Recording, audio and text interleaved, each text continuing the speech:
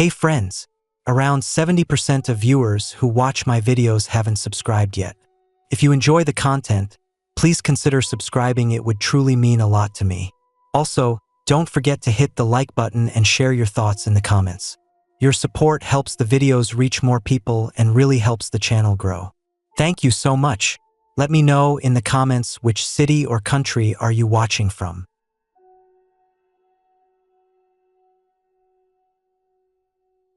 The sun was dipping low when I found myself driving down a dirt road so narrow and rough it felt like the tires might just give up on me at any moment. The kind of road where the dust settles on your windshield thick enough to hide the whole world if you stopped moving for too long. I had no real destination, just a vague urge to get away from everything. Phones, people, noise. Somewhere in the middle of nowhere where time seemed to stretch thin and the sky opened wide with nothing but silence to fill the gaps. The landscape was flat for miles, broken up here and there by dry patches of wild grass, some scraggly bushes, and the occasional leaning tree that looked like it had been fighting windstorms for years. No houses, no power lines, no signs of life except the distant buzz of a lone insect or the occasional flutter of a bird overhead. I hadn't seen another vehicle in at least an hour, maybe more. The quiet was something I hadn't expected to feel so deeply. It wasn't peaceful or relaxing, just heavy. Felt like the earth was holding its breath. At some point, the dirt road gave way to a path that was barely wide enough for my truck. The tire tracks faded and overgrown in places. I kept going anyway. Part of me thought this might be stupid, but I didn't care. The air smelled different out here, dry, dusty, with a hint of something earthy and old. It was the kind of smell that you don't notice until you're away from everything else and then it hits you like a punch. The sun was almost gone when I finally pulled off the path and stopped beside an old, rusted metal gate. It stood crooked in the ground, with a weathered sign hanging from one hinge. The words were faded and half-peeling, but I could just make out the letters spelling private property. I paused for a moment, then climbed out of the truck. The ground beneath my boots was dry and cracked, scattered with small stones and dead leaves. The wind was picking up now, moving through the grass in waves, carrying a faint chill that hinted at the coming night. I looked around, trying to decide if I should turn back, but something made me walk past the gate and into the open field beyond. The land stretched out endlessly, rising and falling in gentle hills that disappeared into the darkening horizon. There was no path here, just open ground and the sky growing darker by the minute. I pulled my jacket tighter around me as the wind pushed harder, carrying the scent of damp earth from somewhere far off. The silence was almost overwhelming. No city hum, no barking dogs, no distant engines, just the sound of the wind and the occasional snap of a twig underfoot. I walked slowly, careful not to trip on the uneven ground, feeling more alone than I had in a long time. My shadow stretched out long behind me, merging with the shadows of the sparse trees that dotted the field. After what felt like an hour but was probably closer to 30 minutes, I spotted something in the distance. A small cluster of buildings, barely visible against the darkening sky. I had no idea what they were, but I decided to head toward them.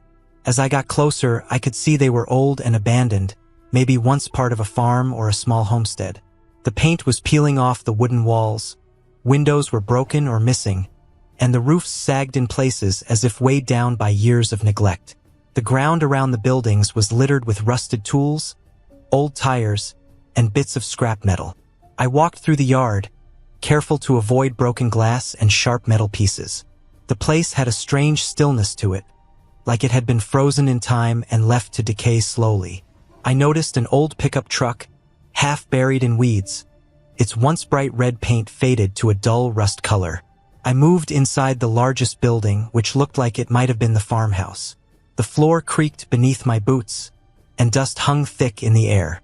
Light from the setting sun filtered through the broken windows, casting long shadows across the empty rooms. I could see the remnants of old furniture covered in dust and cobwebs, a rusted stove in the corner, and a cracked sink with no running water. Despite the decay, I felt a strange sense of calm here. This place had been someone's home once. People had lived and worked and dreamed here. Now it was just a shell slowly being reclaimed by nature. I sat down on the floor, leaning my back against the rough wooden wall, and let out a long breath I hadn't realized I was holding. The temperature was dropping quickly, and the wind outside had turned colder. I knew I couldn't stay here for long without proper shelter or a fire, so I got up and made my way back toward the truck, careful in the dark now, the last bit of light disappearing behind the hills. The night settled in fast, and the stars began to appear, thousands of tiny pinpricks of light scattered across a sky so clear it felt like I could reach out and touch them. I climbed into the driver's seat, started the engine, and pulled back onto the dirt path. The truck rumbled beneath me as I made my way back the way I came, the headlights cutting through the blackness. The dust rose again, swirling in the beams of light. The stillness was broken by the sound of the engine and the crunch of tires on the loose gravel. As I drove, the loneliness I had felt earlier began to fade, replaced by a sense of something different. Respect, maybe, for this land that held stories in its silence, for the people who once lived here and left their mark, for the way the world keeps moving even when you feel like you're standing still. I knew I was leaving something behind, but I was also carrying a part of it with me. By the time I reached the main road, the sky was completely dark. The headlights of passing cars were bright and noisy after the quiet of the open land. The towns and houses reappeared, and the world felt a little less vast. But I knew that stretch of emptiness would be there whenever I needed it. A place untouched, real and steady, in the middle of nowhere. And for now, that was enough.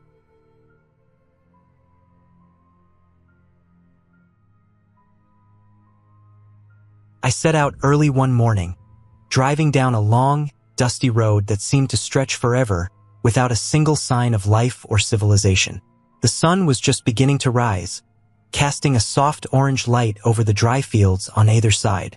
The road was cracked and uneven, with weeds pushing up through the edges like nature was slowly taking back what was once hers.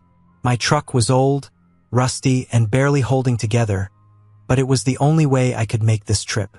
I was headed somewhere I had never been before, a place so far off the map that it felt like I had disappeared from the world entirely.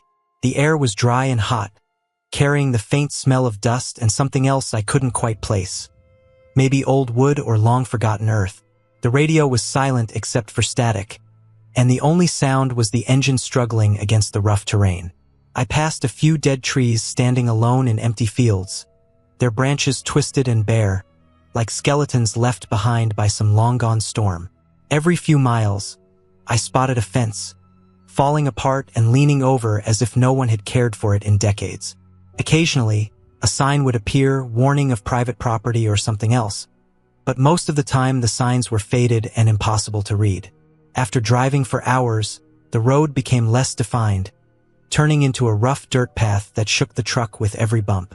I kept going because I had a destination in mind, a small cabin that was supposed to be tucked away in this wilderness, far from any town or neighbor.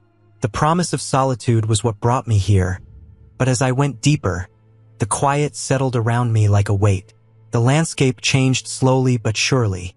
The flat fields gave way to rolling hills, covered in dry grass and scattered bushes. The sky stretched wide and empty above me, with no buildings or power lines to break the horizon. It was so quiet that even the usual sounds of birds or insects were missing. I felt a strange mix of calm and unease, like I was the only person left on Earth, but I didn't turn back.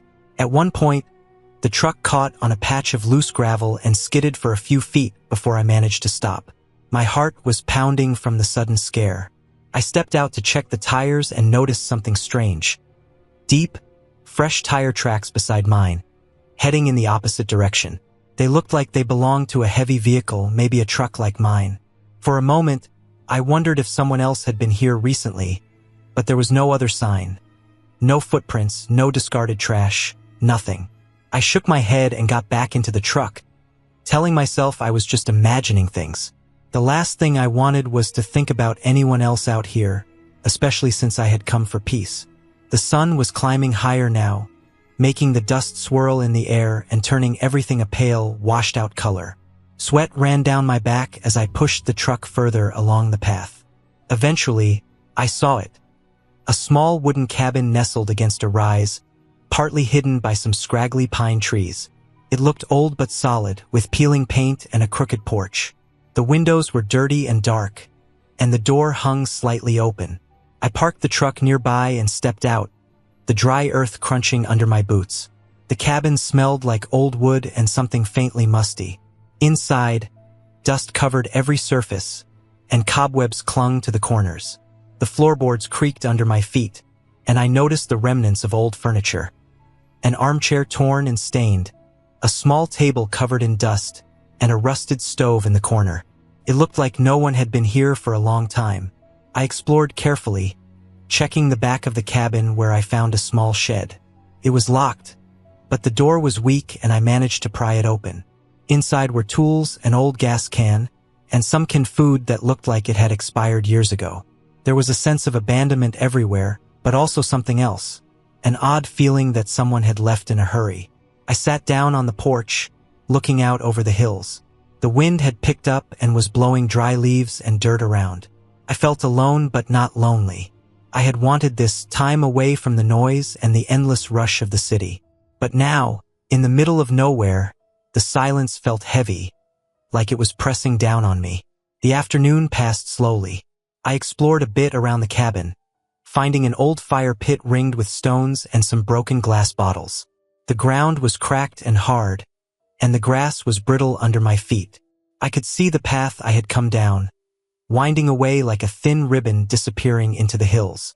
No signs of life, no other vehicles, nothing. As evening came, the temperature dropped quickly. The sky turned a deep purple, and stars began to twinkle one by one. I started a small fire in the pit, using dry wood from nearby bushes. The flames crackled and popped, casting flickering shadows on the cabin walls. The fire felt comforting, a tiny barrier against the vast, empty dark beyond. I stayed by the fire for hours, watching the stars move slowly across the sky. The quiet was complete, and I could hear my own breathing and the crackle of the fire. I thought about how far I had come, the long hours of driving, and how this place was as close to true isolation as I had ever experienced. Eventually, the cold became too much and I went inside to sleep. I set up a small cot I found in the corner and wrapped myself in an old blanket. The night was deep and still, with only the faint sound of wind outside. I felt strangely at peace despite the loneliness. When morning came, I packed my things slowly. I took one last look around the cabin, feeling a strange connection to the place. It was harsh and empty, but it was real. No tricks, no stories, just a quiet spot far from everything. I started the truck and began the slow drive back. The sun was warm and bright, and the world seemed to wake up around me. Birds chirped, and the wind carried fresh scents of pine and earth. The road was still rough, but I felt stronger, like the time I spent out there had cleared something inside me. As I drove back toward the nearest town, I knew I would remember this place. Not for any strange happenings or stories, but because it was a reminder that sometimes, being truly alone with nature, away from noise and people, could be exactly what you need. No illusions, no fantasy. Just the raw, quiet truth of being in the middle of nowhere. And that was enough.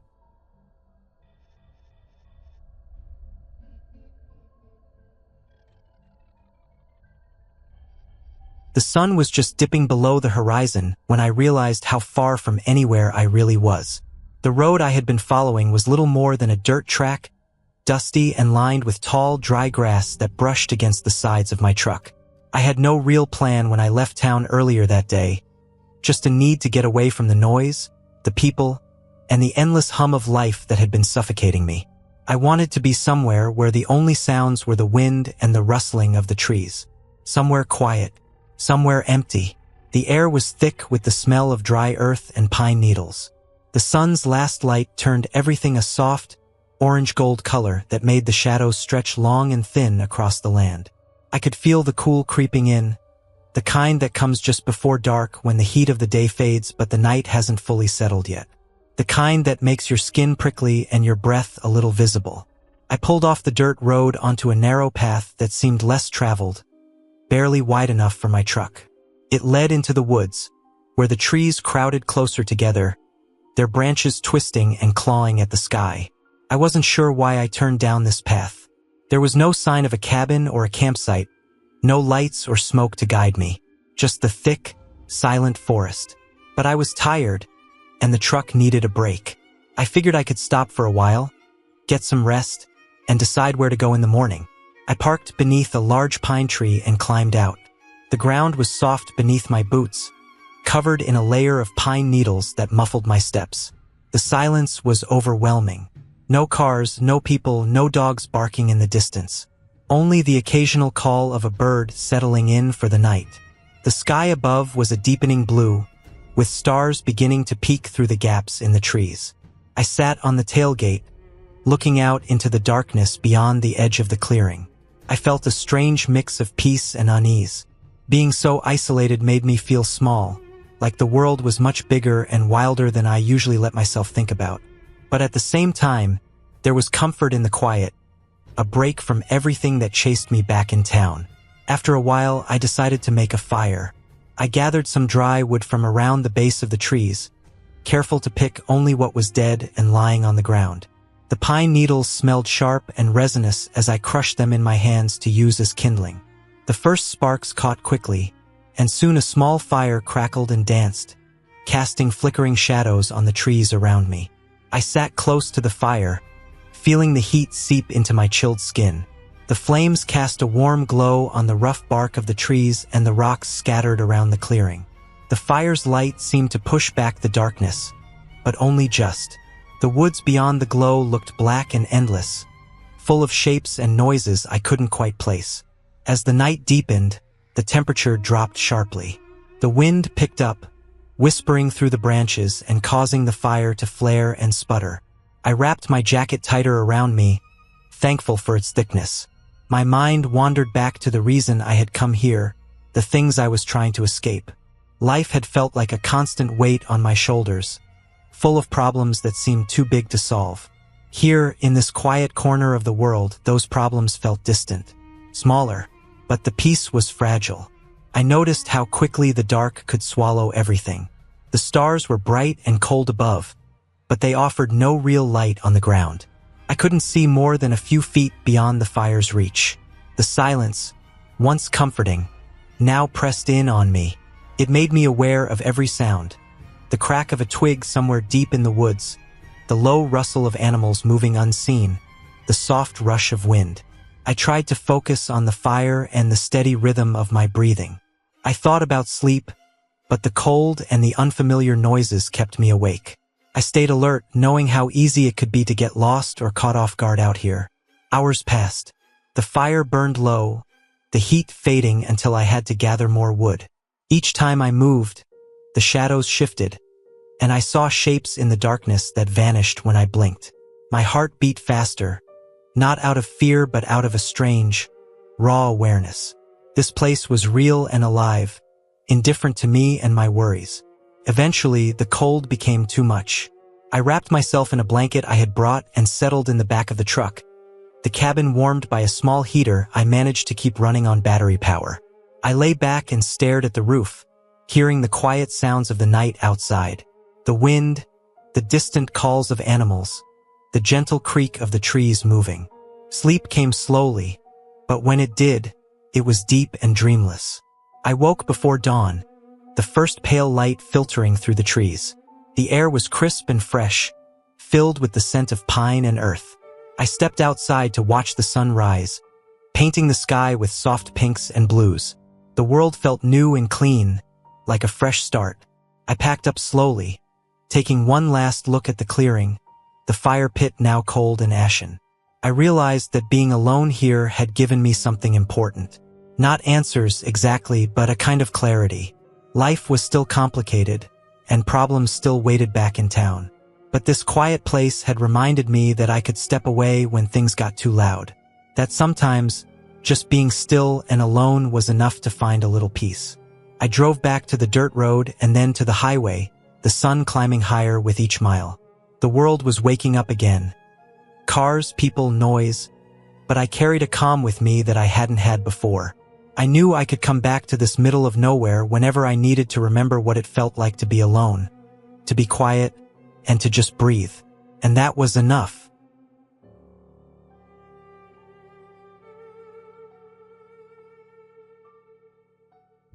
The sun was just starting to dip behind the tall trees when I found myself deep in the middle of nowhere. A place where roads turned into dirt paths and self-service was a distant memory.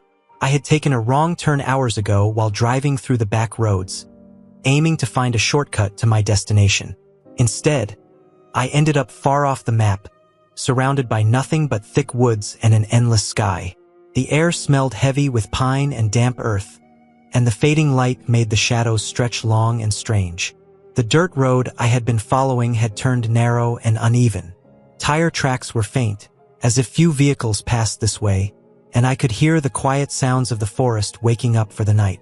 Somewhere nearby, a bird called out sharply before silence returned.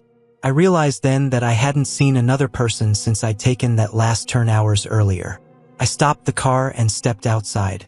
The ground was soft and slightly muddy from recent rain, and the cool air brushed against my skin. Around me, trees stood tall and thick, their trunks covered in moss and bark rough under my fingertips. The sky overhead was clear, the first stars beginning to peek through the darkening blue. There was a stillness here I had never experienced before, a kind of quiet that wasn't empty but full of the life that existed without human noise. I decided to keep going on foot. The road was no longer reliable for driving, with deep ruts and rocks scattered across it.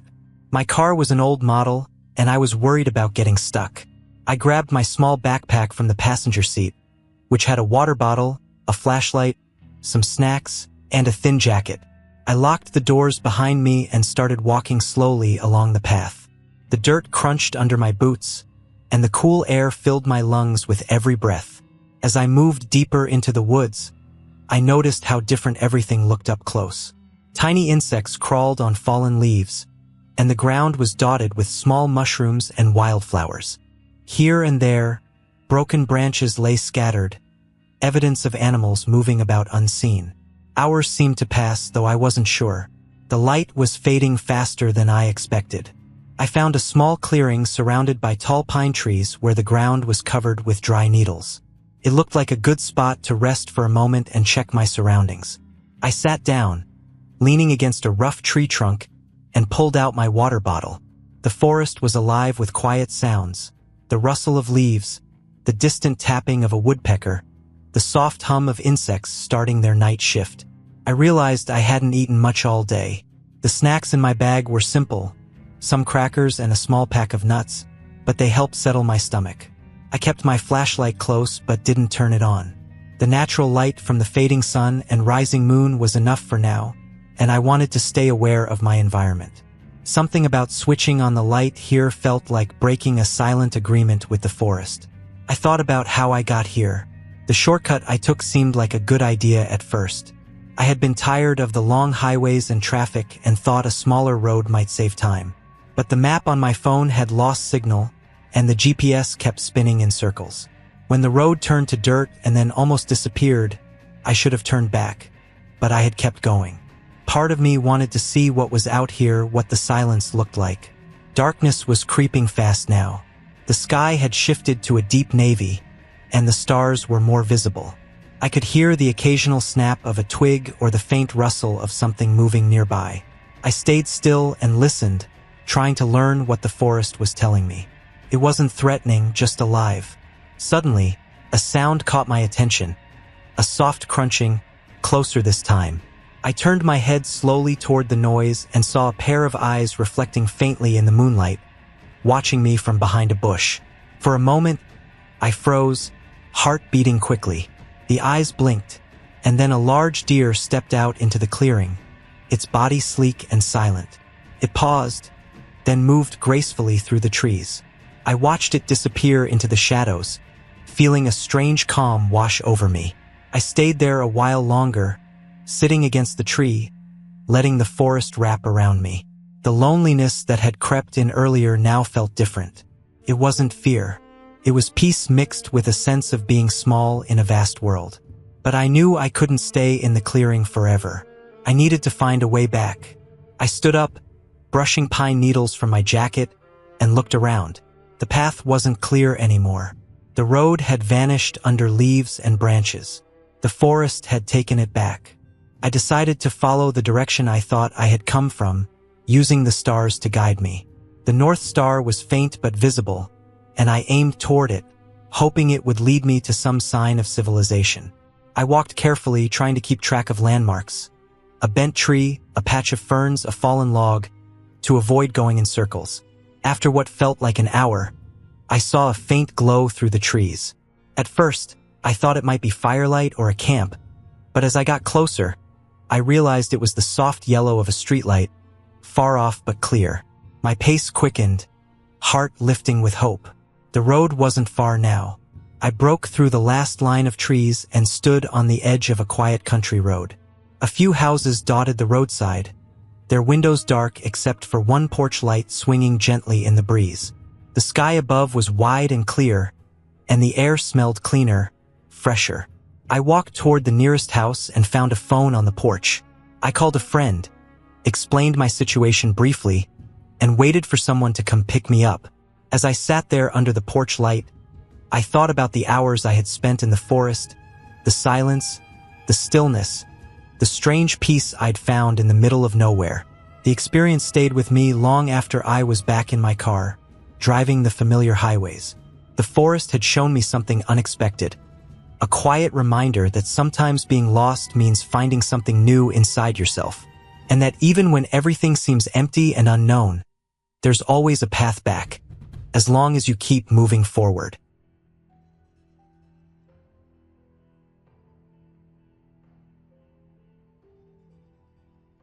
I was driving down a dirt road that barely showed on the map. The sky was an endless stretch of gray, thick clouds pressing low, making the trees around me look darker, almost like shadows. The road was uneven, covered in gravel and broken by ruts and potholes. I didn't see any other cars or signs of life for miles, just thick woods on both sides. This place was so remote, I wasn't even sure if my phone had a signal anymore. I was alone, far from any town or city, in the middle of nowhere. My plan was simple. I wanted to get away from everything for a while. No noise, no people, no distractions. Just me and the quiet of the wilderness. I had packed a small backpack with essentials, some water, a little food, a flashlight, a first aid kit, and a blanket. My car was an old, beat-up pickup truck, the kind you'd expect to find in places like this. It was sturdy, but not fancy. I had a feeling it would be perfect for this kind of trip. The sun was starting to sink behind the trees when I finally found a small clearing. It wasn't much, a flat patch of dirt surrounded by tall pines, but it was enough for me to pull the truck off the road. I got out and took a deep breath. The air smelled of pine needles, damp earth, and something wild I couldn't quite place. The silence was heavy. No birds, no insects, just the soft rustling of leaves in the light wind. I unloaded my backpack and set up a small camp near the truck. I gathered some dry branches and sticks, careful to avoid the damp ones, and built a little fire pit surrounded by stones. Using a lighter I always kept in my pocket, I managed to get the fire going.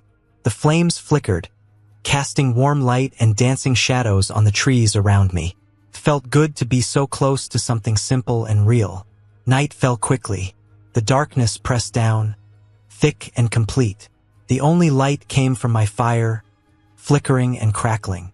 The temperature dropped, and I wrapped myself in the blanket. I stared up at the sky, though the clouds covered most of the stars. I could hear the distant sounds of animals, maybe a coyote or some other creature moving quietly through the underbrush. I tried to settle in for the night, but sleep was slow to come. Every little noise felt louder out here, and my mind kept wandering. I thought about the isolation, how easy it would be for someone to get lost or worse in a place like this. The nearest town was at least an hour away, and the roads leading out were little more than tracks. If something went wrong, help might not come in time. Around midnight, the fire was almost out, and I was starting to nod off when I heard it. Something heavy moving through the trees. Not a person, but something big. My heart rate quickened, and I grabbed my flashlight. I didn't shine it directly into the woods, but I tried to catch any sign of movement. The beam caught a pair of glowing eyes watching me from the edge of the clearing. It was a large deer, standing still, curious but cautious. I breathed a little easier and let the beam drop. The deer watched me for a moment longer, then turned and disappeared silently into the trees. I felt a strange mix of relief and loneliness. This place was wild and untamed, and I was a visitor. I lay back down, pulling the blanket over me. The cold was starting to seep in, and I realized I hadn't prepared for how much the temperature could drop at night. I thought about the morning, about getting back on the road and heading toward civilization. But for now, I just tried to rest. Morning came with a soft light, filtered through the thick clouds. The air was damp, and the ground was cold beneath me. I got up slowly, feeling the stiffness in my muscles from sleeping on the hard ground. I put out the remnants of the fire, making sure there were no glowing embers left to cause a problem. Then I packed up my things, careful not to leave any trace behind. Before I left, I took a walk around the clearing. The woods looked different in daylight, less intimidating but still vast and endless. I spotted some animal tracks near the edge of the clearing, probably from the deer I saw the night before. The trees were tall and close together, their bark rough and wet with morning dew. Small patches of moss grew on fallen branches, and here and there, wildflowers peeked through the undergrowth. As I walked back to my truck, I felt a strange calm. The solitude had been hard, but it was also exactly what I needed. Being out here, away from the noise and pressure of everyday life, forced me to slow down and notice things I usually ignored. The simple sounds of nature, the way the light changed through the trees, the feeling of fresh air filling my lungs. It was grounding. I started the truck and eased back onto the dirt road, the tires crunching over the gravel. The clouds had thinned a bit, and the sun was breaking through in spots. I thought about how this place, so empty and wild, wasn't scary or lonely. It was honest, real. It reminded me that sometimes you have to leave everything behind to find something important inside yourself. Driving back toward the main road, I felt a little lighter. The world would be waiting for me when I got home. Work, responsibilities, noise. But for now, I carried a piece of that quiet wilderness with me. A reminder that even in the middle of nowhere, you can find something worth holding on to.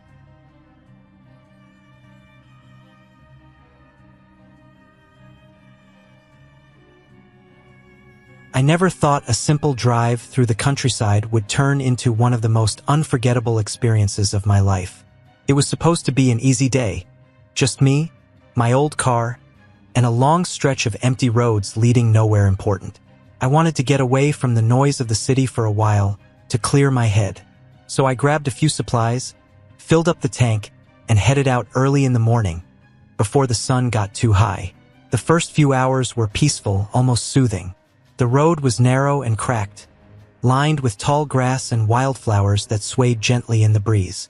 Small farms and empty fields stretched out on either side, and I didn't see another car for miles. The only sounds were the soft hum of the engine and the occasional bird call. I stopped once at a rundown gas station to grab a bottle of water and a sandwich. The place was barely holding itself together, paint peeling off the walls and weeds growing through cracks in the pavement.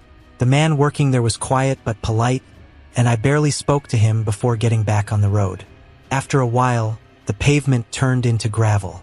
The road narrowed even more, twisting through patches of dense forest. The trees grew thick and tall, their branches meeting overhead to form a shadowy canopy. The air smelled fresh and earthy, with hints of pine and damp soil. I rolled the windows down, letting the cool air rush in. I felt like I was driving into another world, one that existed far away from the busy streets and crowded buildings I was used to. I noticed that the GPS signal started flickering, then disappeared altogether. The small screen on my dashboard went blank, leaving me with no idea exactly where I was or how far I had left to go. But I wasn't worried. The road was still clear, and the sky was bright blue. I kept going, trusting the little map I had printed out before I left. After what felt like hours, I saw a faint sign on the side of the road. It was rusty and almost unreadable, but I made out the word Cedar. I figured it must be the name of the small town or village nearby. There was no other traffic, no buildings in sight, just a dirt path veering off into the trees. I decided to take it, thinking maybe I'd find a place to rest or at least get some fresh coffee. The path was narrow and uneven. My car bounced over rocks and deep ruts, the tires crunching on the loose gravel. Trees crowded closer on either side, blocking most of the sunlight. The silence was heavier here, broken only by the occasional snap of a twig or the rustle of leaves. The further I drove, the more isolated I felt. The forest was dense and seemed endless. After a while, the path opened up into a small clearing. In the middle was an old, weathered cabin. It looked like it hadn't been lived in for years. The wooden boards were faded and cracked, and the windows were dirty and cracked. Around the cabin, the grass was tall and unkempt, dotted with wildflowers and weeds. A broken-down truck sat half-hidden in the bushes nearby, its paint chipped and rusted. Curiosity pulled me out of the car. I walked slowly toward the cabin, noticing how quiet everything was. The air smelled damp and musty, like the forest itself was holding its breath. I examined the door, which was slightly ajar. I pushed it gently and it creaked open. Inside, the cabin was empty except for some old furniture covered in dust and cobwebs. The floorboards were warped, and sunlight filtered weakly through the grimy windows. I didn't find anything valuable or interesting inside, just signs of someone having lived there long ago. An old, rusted stove, a broken chair, some faded photographs on the wall that were too damaged to make out clearly. It was clear this place had been abandoned for a long time. Still, the quiet and isolation made me think about what life must have been like out here, completely cut off from the world. I got back into the car, eager to keep moving. The sun was beginning to dip lower, casting long shadows through the trees.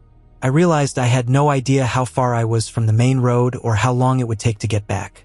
The gravel path seemed to stretch endlessly into the darkening forest. As I drove back the way I came, I noticed the air was cooler now, and the sky was turning shades of pink and orange. The forest around me seemed different in the fading light, more alive, but also more uncertain. The shadows grew longer, and the silence felt heavier. My headlights cut through the dusk, illuminating the road ahead. Suddenly, my car jolted. I slammed on the brakes and pulled over to the side. One of the tires was flat, completely shredded and useless.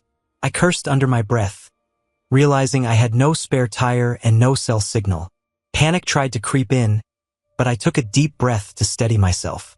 I grabbed the emergency kit and a flashlight from the trunk. The forest was closing in around me. I knew I couldn't just sit and wait for help. There was no one coming out here. I decided to try and walk back the way I came, hoping to find some sign of civilization or at least the main road. With the flashlight in hand, I started down the gravel path. The ground was uneven, and my legs grew tired quickly. The trees seemed to lean in closer as I walked, their branches scratching the air above me. The forest floor was thick with leaves and fallen branches, and every step kicked up the smell of earth and moss. After what felt like an hour, I saw a faint light ahead, quickened my pace, heart pounding with hope. As I got closer, I realized it was a small campfire, surrounded by a few empty chairs. There was no one there, but the fire was still warm, and some logs had been recently stacked nearby. I felt a wave of relief. Someone had been here recently, which meant I wasn't completely alone in the middle of nowhere. I sat down by the fire for a moment, letting the warmth soak into my tired bones. Then I decided to follow the direction where the fire's smoke was drifting, hoping it would lead me to a road or a house. The trail led me out of the thick forest and onto a narrow dirt road. The moon was rising now, casting a silver light over the landscape. In the distance, I saw faint lights blinking, probably from houses or a small town. After walking for another half hour, I reached a farmhouse.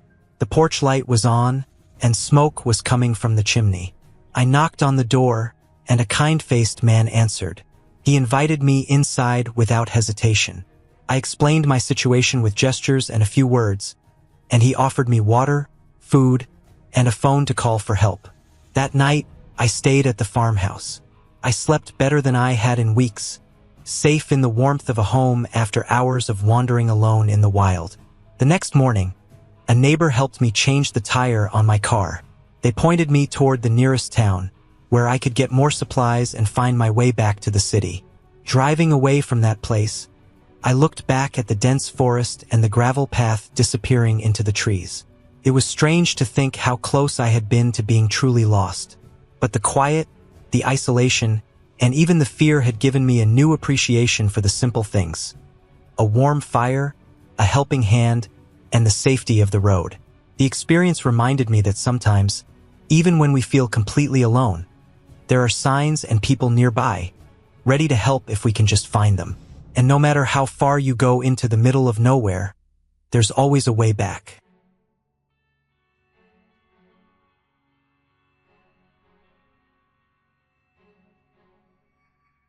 The sun was already low when I left the main road.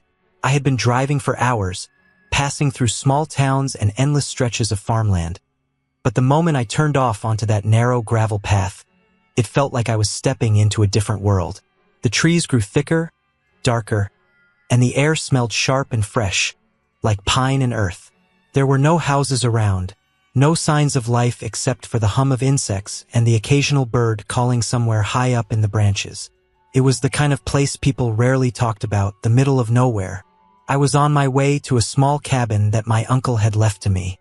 It wasn't fancy, just a wooden shack, a single room with a fireplace and a rusty old stove. But it was mine. I wanted to get away from the noise of the city, the constant rush, the endless stream of people and problems. Here, there was nothing but silence, broken only by the sounds of nature. The road got rougher as I drove deeper into the woods. The gravel shifted under the tires, and the narrow path twisted between tall trees that seemed to lean in close like they were watching. I had to slow down, careful not to skid or hit a hidden rock. The last mile was barely more than a track, overgrown with grass and weeds that scratched the sides of the truck.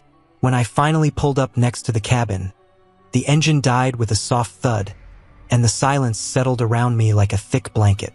I climbed out, the cold air hitting my face, sharper now with the fading daylight.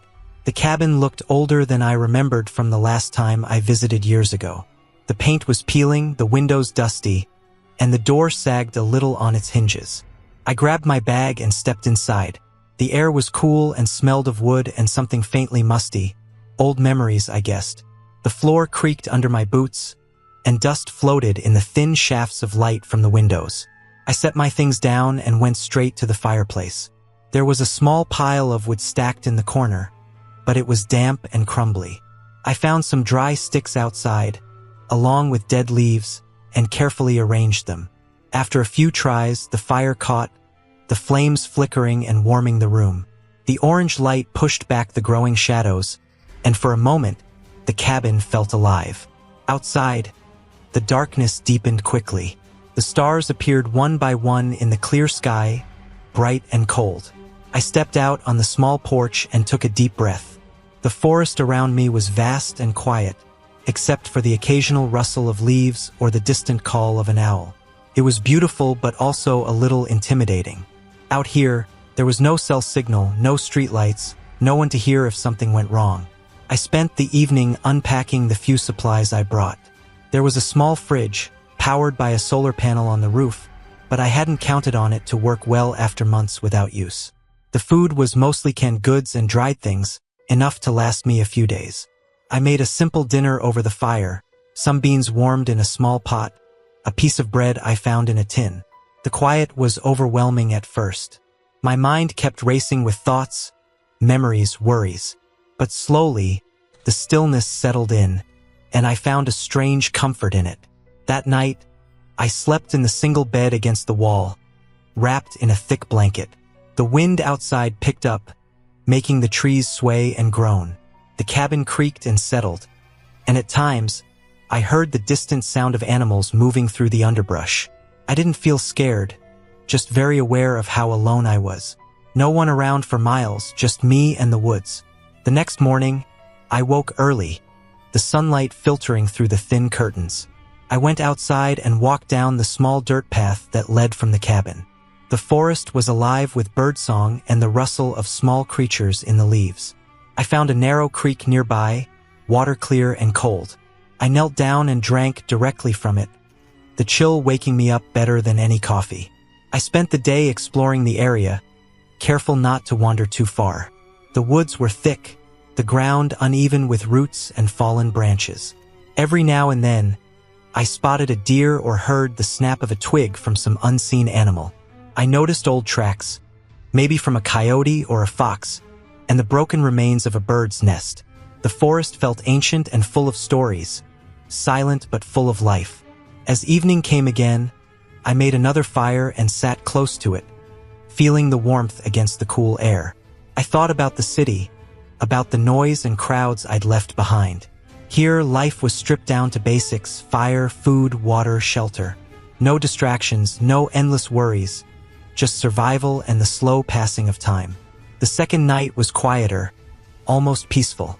I stayed awake longer, watching the stars wheel across the sky. The Milky Way stretched like a pale river above the trees. I felt small in that vastness, but also connected somehow. The silence wasn't empty. It was full of things I had never noticed before. On the third day, I planned to head back.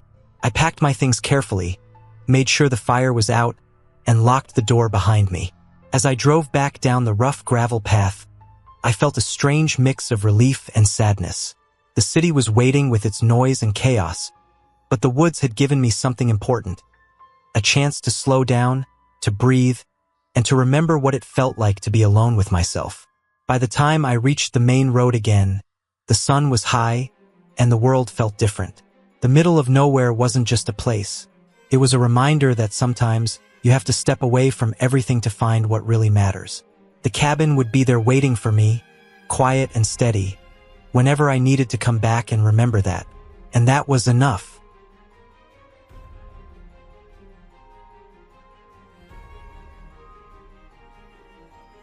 The sun had already started to sink low when I found myself driving down a narrow dirt road that stretched far beyond the reach of any map I'd ever seen. The tires of my old truck kicked up dust that hung thick in the dry air. Around me, there was nothing but endless stretches of brown grass, twisted scrub bushes, and the occasional ragged tree that looked as worn and tired as I felt. I was in the middle of nowhere. No towns, no houses, no other cars. Just the land and the sky, wide and empty. I had taken this trip on a whim, just to get away from the noise of the city, the crowds, and the constant buzz of screens and voices. My plan was simple: find a quiet spot, set up a small camp, and spend a couple of days alone with just the earth and sky. No phones, no internet, no distractions. I had packed a few essentials: some water, canned food, a basic tent, a sleeping bag, and my old pocket knife. Not much, but enough to last if I was careful. The road ended abruptly at a small clearing near a shallow creek. The water wasn't clear, but it was enough to fill my bottle after I filtered it with the little kit I had. I pulled the truck to the side and started unloading my gear. The sun was almost gone now, and the sky was painted in shades of orange and deep purple.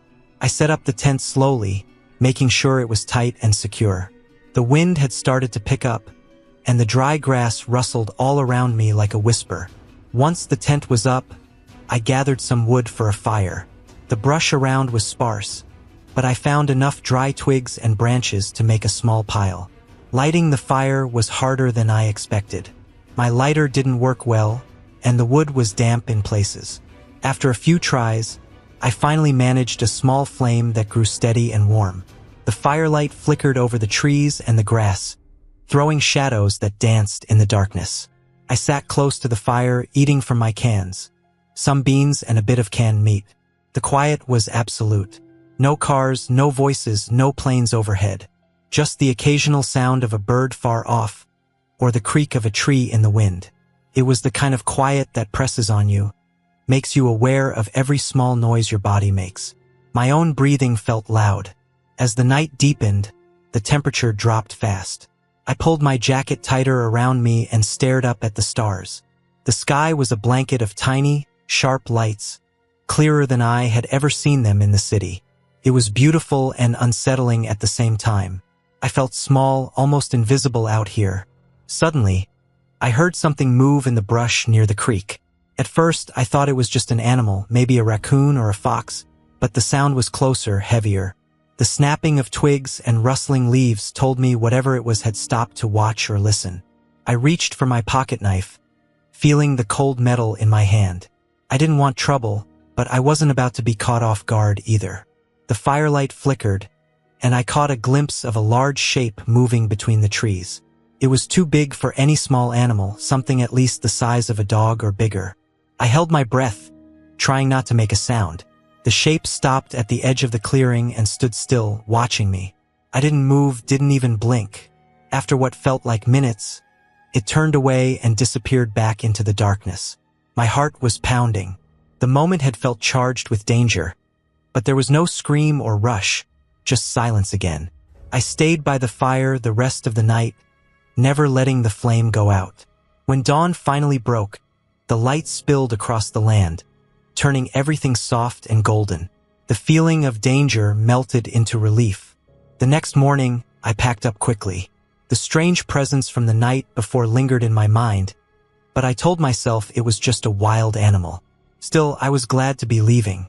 Driving back the way I came, the truck bouncing over the uneven road, I kept my eyes on the trees and the edge of the road. No other signs of movement appeared. After several hours, I reached a paved highway and then a small town where I stopped for gas and food. The bright lights and sounds were almost overwhelming after the silence. The town felt alive, messy, and loud, but it was safe. I thought about the emptiness behind me, the wide sky and the lonely land, and realized how much I had needed that quiet, even with the scare. The trip was over, but the memory stayed with me. That feeling of being alone in a place so far from everything, where the land seemed endless and time moved slow, was something I couldn't forget. It taught me how small I was and how careful I had to be. The land out there didn't care about me. It just was wild and untamed. And that's what made it real. No stories, no fantasies. Just me, the earth, and the raw, simple truth of being truly alone in the middle of nowhere.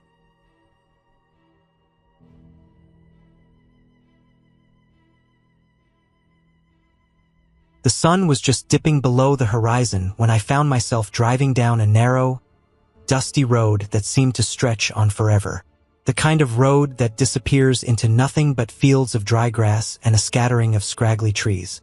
No streetlights, no signs except for the occasional faded marker covered in grime and rust. It felt like I was driving through the middle of nowhere, the kind of place people don't usually pass through unless they're lost or searching for something they don't quite understand. I had been on the road for hours. My truck's headlights cut through the thickening dusk, but even their reach felt small against the vast emptiness around me. There were no other cars, no houses, nothing but open land and sky stretching wide. The air smelled dry and faintly of earth, with a whisper of smoke from some distant fire or farm. It was quiet except for the low hum of the engine and the crunch of tires on the gravel. I'd taken this route because my GPS had died earlier that day. No signal, no map, just the road ahead and my own instincts. At first, I wasn't worried. Sometimes a little detour in the countryside is peaceful. But as the light faded, I started feeling the weight of being so isolated. The kind of isolation that sinks in slow, wrapping around your thoughts and making every sound sharper, every shadow longer. I stopped the truck once, about an hour before nightfall. There was a small clearing on the side of the road, a patch of grass that looked soft enough to sit on. I stepped out, stretching my legs. The ground was uneven and cracked, dry from weeks without rain. The grass whispered faintly in the wind, a restless sound that made the silence feel even thicker. I could see the sky now, vast and endless, with the first stars beginning to appear. It was beautiful in a way that made you feel small and reminded me how far away I was from everything familiar. Something about the quiet made me think. I wondered how many people had passed this way before me, if anyone lived nearby or if this was just a forgotten path, used only by travelers like me or by farmers tending to far-off fields. There was no sign of life, no distant lights or sounds from animals. Just the wind moving through the tall grass and the faint rustle of leaves in the scattered trees. After a few minutes, I climbed back into the truck and kept moving forward. The road seemed to stretch endlessly ahead, twisting and turning in ways that made it hard to tell how far I had come. My headlights caught on old fence posts, some leaning crookedly, others broken down completely. The fence marked no property I could see. The land beyond looked wild and untamed. As night fully settled, the temperature dropped quickly. The air became sharp and cold, biting through my jacket. I turned the heater up, but it barely made a difference. I could see my breath fogging up the windows, and the truck's engine sounded louder in the stillness. Every now and then, the road would narrow and the trees would press closer on either side, creating shadows that flickered as I passed. At one point, I noticed something on the side of the road, a set of tire tracks leading off into the field. They were fresh, the dirt still loose and soft. I slowed down to look closer. The tracks disappeared into the tall grass and then stopped abruptly, as if whatever made them had turned off or gotten stuck. The thought made me pause, a small knot of unease settling in my chest. But I shook it off and pressed on. Time lost meaning as I drove. The sky was now a deep black canvas, with stars scattered like tiny points of cold light. I felt tired but kept my eyes on the road. I told myself there was no hurry, but inside I hoped to find something. Maybe a sign of life, a house, or at least a town. But all I saw was the same empty land, rolling hills, and the occasional dark shape of a tree. Suddenly, the truck jolted. I slammed on the brakes and the vehicle screeched to a stop. The headlights revealed a large hole in the middle of the road, a pothole so deep it could have swallowed the front axle. How had I missed it? The road was so rough and uneven, it was easy to overlook. I got out, flashlight in hand, to inspect the damage. The hole was about 3 feet across and looked like it had been there for some time, maybe caused by heavy rains or erosion. I checked the tires. The front right tire had taken a hard hit, but luckily it wasn't flat, just a little scuffed. Still, this was a warning. This road wasn't maintained and could be dangerous if I wasn't careful. I decided to slow down and keep driving, but the feeling of being stranded in the middle of nowhere grew heavier. A few miles later, I spotted a faint glow ahead. At first, I thought it might be headlights from another vehicle. As I got closer, it turned out to be a small gas station, barely more than a shack with a single pump and a flickering neon sign. The windows were dirty and dark inside, but the light outside was a welcome sight. I pulled in and parked. The ground was gravel, uneven and dusty. I turned off the truck and sat for a moment, letting the silence wrap around me again. I was tired, hungry, and ready to stop moving. I opened the glove box and pulled out a bottle of water and a granola bar I'd packed. The cold air bit at my skin as I ate, and I thought about the long drive ahead. No one came out of the gas station. No other cars were around. It was a place that felt stuck in time, a remnant of a road that few traveled. I glanced at the gas pump, empty. No way to fill up if I needed. The nearest town was still miles away. I realized I'd have to be careful with what I had. The night grew colder, and the stars shone brighter, clearer than I'd ever seen them. I decided to rest a bit before pushing on. I sat back in the truck, turned on the heater just enough to take the chill off, and let my eyes close for a moment. When I woke up a few hours later, it was just before dawn. The sky was starting to lighten, a pale blue creeping over the horizon. The air had warmed a little but still held that early morning sharpness. I felt better after the short rest, ready to get moving again. The road ahead was long and empty, but I was no longer afraid. I had made it this far, through miles of nothing but sky and dirt and silence. There was something humbling about being so alone in the world, something that forced me to rely on myself and my own strength. I started the truck and pulled back onto the road. The sun rose slowly, casting long shadows across the land, lighting up the fields and trees with a warm glow. As the light grew, I finally saw signs of life. A farmhouse in the distance, a few animals grazing, smoke curling from a chimney. The feeling of isolation faded, replaced by a quiet sense of hope. Driving toward those signs, I realized that even in the middle of nowhere, life carries on. People live, work, and wait for the morning light just like I did. The emptiness wasn't endless. It was just part of the journey, a reminder of how far I'd come and how much farther I could go. By the time I reached the farmhouse, the sun was fully up. The road became clearer, the world more familiar. I was no longer lost in the middle of nowhere, but moving forward, 1 mile at a time, toward somewhere real.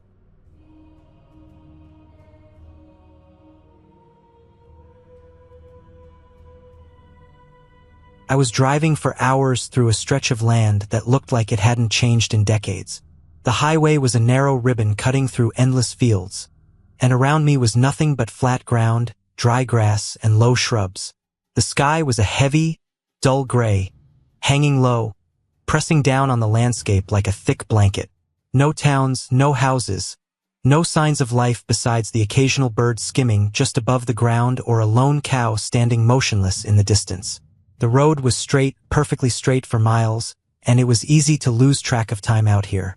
The only sound was the steady hum of the engine and the tires rolling over the cracked asphalt. I wasn't in any hurry, though.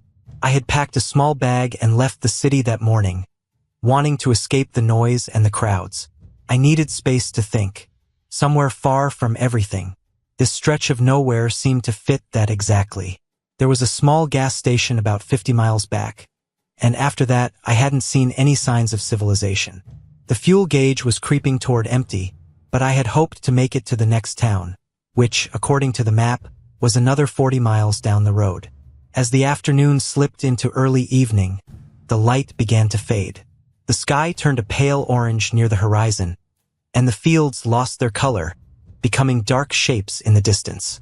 I pulled over onto a gravel shoulder and stepped out to stretch my legs. The air was dry and still. I could hear the faint rustle of dry grass and the distant call of a hawk somewhere overhead. I looked around, trying to get my bearings. The road ahead disappeared into a thin line of trees that marked the edge of a small forest. Beyond that, the map showed nothing but more open land for miles. I decided to keep going. Maybe I would find a place to stop once the sun was fully down. I got back in the car and turned on the headlights. The beam cut a narrow path through the growing darkness. About 20 miles later, the fuel light finally came on. I knew I was running on fumes now. The engine sputtered once or twice, warning me it wouldn't last much longer. I slowed down, trying to conserve what little gas I had left. The forest on the side of the road grew thicker, and the air smelled different, cooler, damp. I started to feel a little uneasy, not scared exactly, but aware of how isolated I was. Suddenly, the engine made a strange noise and died. The car rolled to a stop just past a small dirt driveway leading into the trees. I tried the ignition again, but nothing happened. I was stranded. I stepped out into the cold night air. The sky was clear now, stars scattered across it like tiny bright dots. No moon, just pure darkness beyond the reach of my headlights. The silence was overwhelming. No cars, no animals, nothing but the faint sound of wind through the leaves. I checked my phone, no signal. Great. I wasn't completely surprised, but it still hit me like a punch. I was alone, stuck in the middle of nowhere, with no way to call for help. I looked down the dirt driveway. It disappeared into the forest like a black tunnel. There was no way to know how long the path was or where it led, but staying by the car didn't feel like an option. If no one passed by soon, I would be here all night. I grabbed my bag from the trunk, just some water, snacks, a flashlight, and a thin jacket, and started walking down the driveway. The trees closed in quickly, their branches brushing against my jacket. The ground was uneven, scattered with dry leaves and twigs that crunched underfoot. The air smelled earthy and fresh in a way that was strange after hours on the road. I kept moving, stepping carefully. Every so often, I shone the flashlight around, catching glimpses of the thick undergrowth and the rough bark of trees. I didn't know if this path led to a house, a farm, or just deeper into the woods, but I had no choice but to keep going. After about 30 minutes, the path opened into a small clearing. In the center was an old wooden cabin, its paint faded and peeling. A faint yellow light glowed through the window. The place looked lived in but rough, like someone had been here a long time ago and kept it going with whatever they could find. I approached slowly, feeling a mix of relief and caution. No one came out when I knocked on the door, but it creaked open easily. Inside, the cabin was small but tidy. A wood stove sat in one corner with a small fire still burning. There were a few chairs, a table with some dishes, and shelves lined with books and jars filled with dried herbs and food. I set my bag down and took a moment to breathe. The warmth from the stove pushed back the cold night air. There was a radio on the table, old but working, and I turned it on, hoping for a local station. Static, then a crackling voice reading a weather report and some news about a nearby town. The cabin was a lifeline. I sat down on a chair, ate some of my snacks, and drank water. Outside, the wind picked up, and I could hear the branches tapping against the windows. But inside, I felt safe. The next morning, I woke early. The sky was a pale blue, and sunlight filtered through the thin curtains. I explored the cabin a bit more, finding a small shed with tools and a bucket for water. It was clear someone had been living here in a simple, quiet way. I decided to walk back to the road. With daylight, the path looked less intimidating. I followed the driveway back until I reached my car. The engine was still dead, but now I could see a faint glow from a distant town's lights down the road. I pulled out the flashlight again and started walking toward those lights, hoping to find help. The air was cold but fresh, and the silence felt different in daylight. Less threatening, more like the calm of a place untouched by the rush of the world. After about an hour, I reached a small cluster of houses. A few cars were parked outside, and I finally found someone to call a tow truck. They told me the nearest gas station was just a few miles further and offered to give me a ride. By midday, I was back on the highway, heading away from that lonely stretch of land. The sun was warm, and the road stretched out ahead, promising safety and company. I felt a deep gratitude for the little cabin and the quiet night in the woods. It reminded me how fragile and unpredictable life could be, but also how kindness and care could exist in the most unexpected places. That trip taught me to respect the quiet, to prepare better, and to never take connection for granted. The middle of nowhere was not just a place on the map. It was a test of patience, courage, and the unexpected kindness you might find when you need it the most.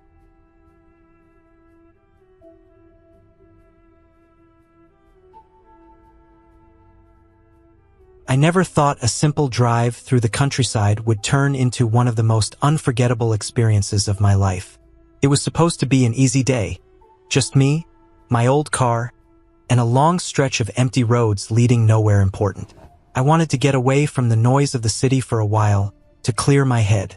So I grabbed a few supplies, filled up the tank, and headed out early in the morning, before the sun got too high. The first few hours were peaceful, almost soothing. The road was narrow and cracked, lined with tall grass and wildflowers that swayed gently in the breeze.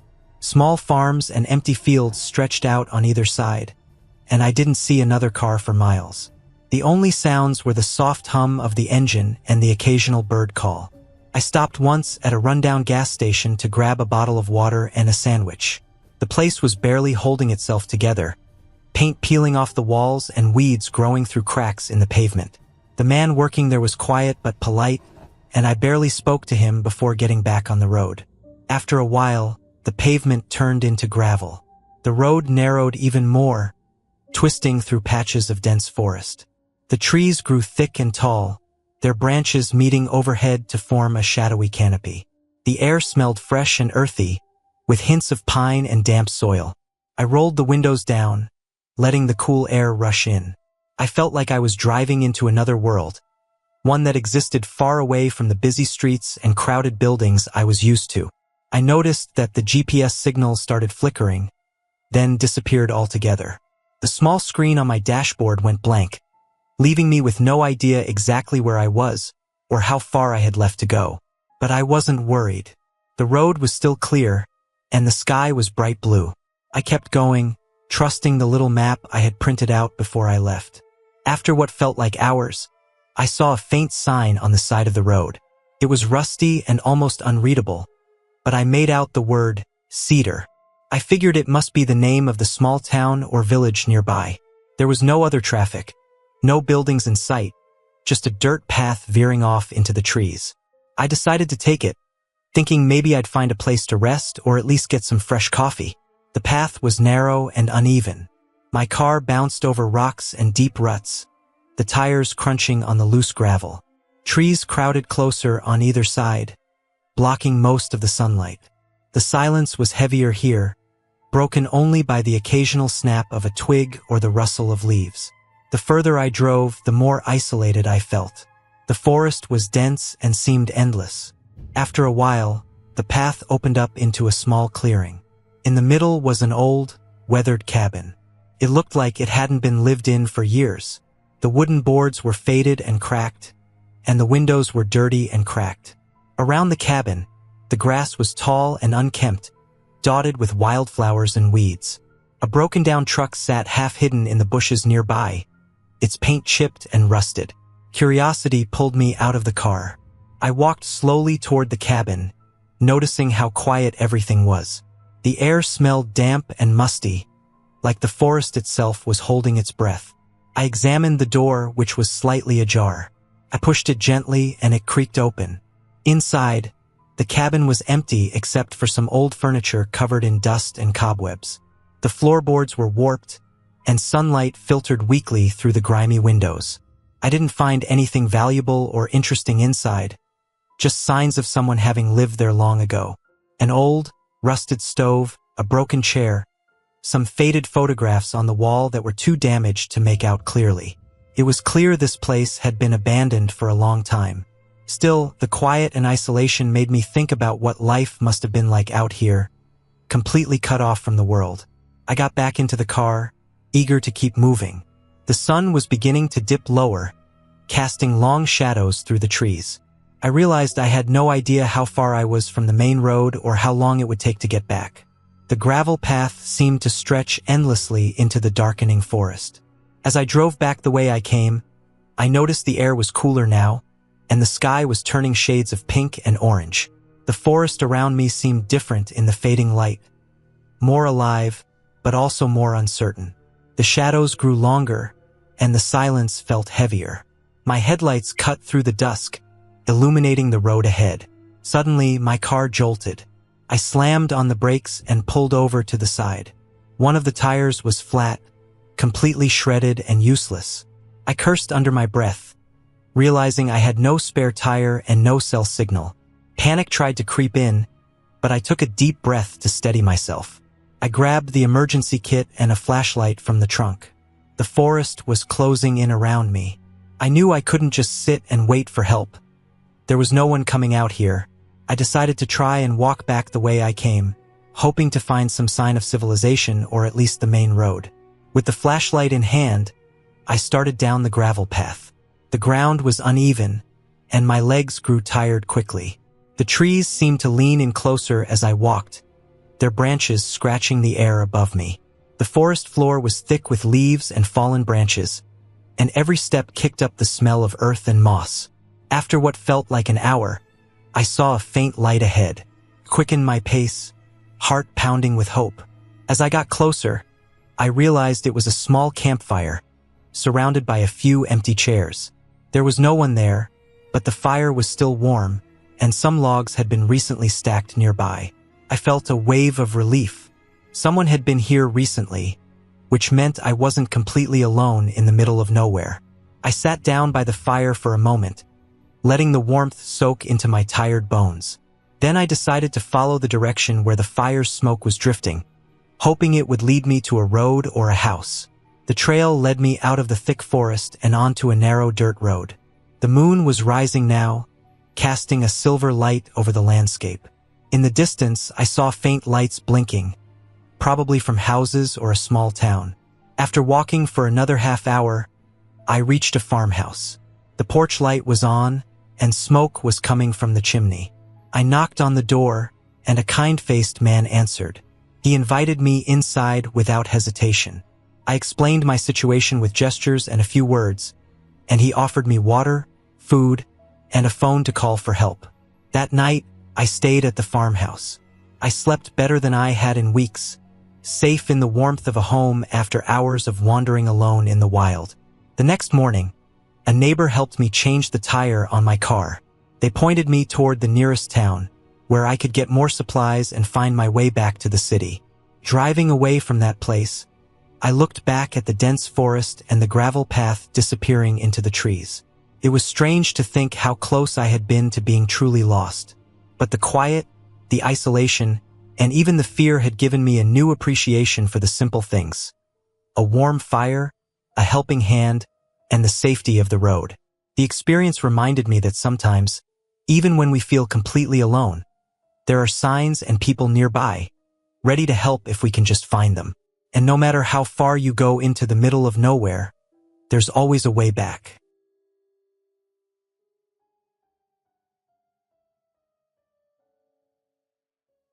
The sun was already low when I left the main road. I had been driving for hours, passing through small towns and endless stretches of farmland. But the moment I turned off onto that narrow gravel path, it felt like I was stepping into a different world. The trees grew thicker, darker, and the air smelled sharp and fresh, like pine and earth. There were no houses around, no signs of life except for the hum of insects and the occasional bird calling somewhere high up in the branches. It was the kind of place people rarely talked about, the middle of nowhere. I was on my way to a small cabin that my uncle had left to me. It wasn't fancy, just a wooden shack, a single room with a fireplace and a rusty old stove. But it was mine. I wanted to get away from the noise of the city, the constant rush, the endless stream of people and problems. Here, there was nothing but silence, broken only by the sounds of nature. The road got rougher as I drove deeper into the woods. The gravel shifted under the tires, and the narrow path twisted between tall trees that seemed to lean in close like they were watching. I had to slow down, careful not to skid or hit a hidden rock. The last mile was barely more than a track, overgrown with grass and weeds that scratched the sides of the truck. When I finally pulled up next to the cabin, the engine died with a soft thud, and the silence settled around me like a thick blanket. I climbed out, the cold air hitting my face, sharper now with the fading daylight. The cabin looked older than I remembered from the last time I visited years ago. The paint was peeling, the windows dusty, and the door sagged a little on its hinges. I grabbed my bag and stepped inside. The air was cool and smelled of wood and something faintly musty. Old memories, I guessed. The floor creaked under my boots, and dust floated in the thin shafts of light from the windows. I set my things down and went straight to the fireplace. There was a small pile of wood stacked in the corner, but it was damp and crumbly. I found some dry sticks outside, along with dead leaves, and carefully arranged them. After a few tries, the fire caught, the flames flickering and warming the room. The orange light pushed back the growing shadows, and for a moment, the cabin felt alive. Outside, the darkness deepened quickly. The stars appeared one by one in the clear sky, bright and cold. I stepped out on the small porch and took a deep breath. The forest around me was vast and quiet, except for the occasional rustle of leaves or the distant call of an owl. It was beautiful but also a little intimidating. Out here, there was no cell signal, no streetlights, no one to hear if something went wrong. I spent the evening unpacking the few supplies I brought. There was a small fridge, powered by a solar panel on the roof, but I hadn't counted on it to work well after months without use. The food was mostly canned goods and dried things, enough to last me a few days. I made a simple dinner over the fire, some beans warmed in a small pot, a piece of bread I found in a tin. The quiet was overwhelming at first. My mind kept racing with thoughts, memories, worries. But slowly, the stillness settled in, and I found a strange comfort in it. That night, I slept in the single bed against the wall, wrapped in a thick blanket. The wind outside picked up, making the trees sway and groan. The cabin creaked and settled, and at times, I heard the distant sound of animals moving through the underbrush. I didn't feel scared, just very aware of how alone I was. No one around for miles, just me and the woods. The next morning, I woke early, the sunlight filtering through the thin curtains. I went outside and walked down the small dirt path that led from the cabin. The forest was alive with birdsong and the rustle of small creatures in the leaves. I found a narrow creek nearby, water clear and cold. I knelt down and drank directly from it, the chill waking me up better than any coffee. I spent the day exploring the area, careful not to wander too far. The woods were thick, the ground uneven with roots and fallen branches. Every now and then, I spotted a deer or heard the snap of a twig from some unseen animal. I noticed old tracks, maybe from a coyote or a fox, and the broken remains of a bird's nest. The forest felt ancient and full of stories, silent but full of life. As evening came again, I made another fire and sat close to it, feeling the warmth against the cool air. I thought about the city, about the noise and crowds I'd left behind. Here, life was stripped down to basics: fire, food, water, shelter. No distractions, no endless worries, just survival and the slow passing of time. The second night was quieter, almost peaceful. I stayed awake longer, watching the stars wheel across the sky. The Milky Way stretched like a pale river above the trees. I felt small in that vastness, but also connected somehow. The silence wasn't empty. It was full of things I had never noticed before. On the third day, I planned to head back. I packed my things carefully, made sure the fire was out, and locked the door behind me. As I drove back down the rough gravel path, I felt a strange mix of relief and sadness.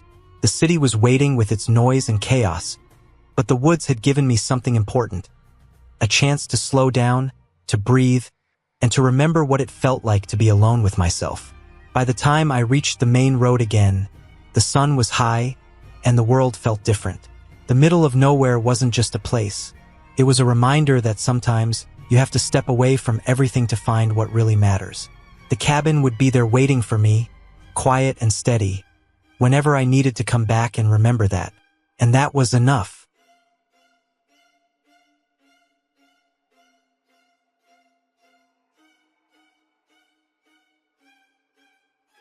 I was driving through the middle of nowhere, miles away from the nearest town or any sign of life. The sun had just dipped below the horizon, leaving the sky painted in soft purples and deep blues.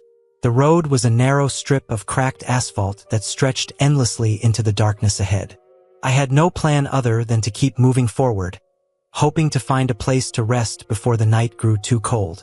The landscape around me was rough and open. Dry grass and scattered bushes lined the road, their shadows stretching long in the fading light. Far off to one side, I could make out the jagged outline of low hills, but they were so distant and dark that it was hard to tell exactly where the earth ended and the sky began. There was nothing else: no buildings, no streetlights, no other cars. Just silence, broken only by the soft hum of my engine and the occasional call of a bird settling down for the night. I slowed down as I spotted a small dirt track leading off from the main road. It looked like an old farm road, overgrown and barely used. My instincts told me it was a bad idea to go down there in the dark, but the thought of sitting in my car with the heater off, feeling the cold creep in, made me decide to take the chance. I turned onto the dirt path, kicking up dust behind my tires. The track was bumpy, uneven, and narrow. Tall weeds brushed against the windows, and I had to steer carefully to avoid hidden ruts and rocks. After a few minutes, the path opened into a small clearing surrounded by tall trees. It wasn't much, a patch of dirt with some flattened grass, enough to park my car, but it felt like a shelter from the vast emptiness outside. I turned off the engine and sat there for a moment, listening. The night was darker than I expected, and the only light came from a faint moon just peeking out from behind the clouds. I opened the car door and stepped outside. The air was cool and smelled of dry earth and pine. I walked a little around the clearing, my boots crunching on the gravel. The trees around me stood tall and still, their branches creaking softly in the night breeze. There was no one else for miles. The silence was complete, and it pressed in on me, making my own breathing feel loud and exposed. I realized I was alone in a way I rarely had been before. No sounds from other cars or people, no distant city hum, no blinking lights. Just me, the dark woods, and the quiet night. The clearing was small, maybe big enough for a few tents. I thought about camping, but I hadn't brought any gear beyond a thin jacket and a small backpack. No sleeping bag, no food except a couple of energy bars. I hadn't planned to be here. I was supposed to be on a quick drive across the state, but I had taken a wrong turn somewhere and kept going, hoping to find a gas station or a motel. None had come. I pulled out my phone and tried to get a signal. Nothing. No bars, no service. I was truly cut off. The night deepened. The temperature dropped sharply, and the air felt drier, stinging my skin. I got back in the car and started the heater. It was an old model, so the heater took a while to warm the cabin, but after a few minutes, the warmth spread through the seats and dashboard. I leaned back and tried to rest, but sleep didn't come easily. Every little noise outside caught my attention. The rustling of leaves, the distant snap of a twig, the soft whistle of the wind through the trees. Hours passed. At some point, I heard the distant roar of an engine. My heart jumped. I sat up, eyes fixed on the narrow dirt track leading out of the clearing. A vehicle was coming. It was a truck, slow and steady, its headlights cutting through the darkness. As it got closer, I could see it was old, covered in dust, with a faded paint job. It stopped a few yards from where I was parked. The driver didn't get out. The truck idled for a long moment, then slowly turned around and disappeared back the way it came. I wondered who it was, why they stopped and then left without saying anything. But I didn't have time to think about it because soon after, I saw lights in the sky. Not stars, but a set of bright, moving lights like a helicopter or a drone. They hovered above the trees, moving slowly and steadily. I pulled out my phone again, hoping to catch a signal or some kind of emergency broadcast. Still nothing. I realized that this place was so far off the grid that any help or contact was hours, maybe days away.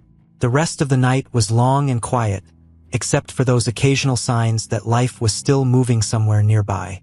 The truck that passed, the lights above the trees.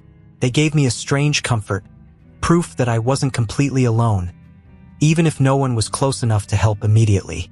When dawn finally broke, the sky slowly shifted from deep blue to pale gray, then to the soft gold of morning light. The chill in the air faded, replaced by the gentle warmth of the sun rising over the hills.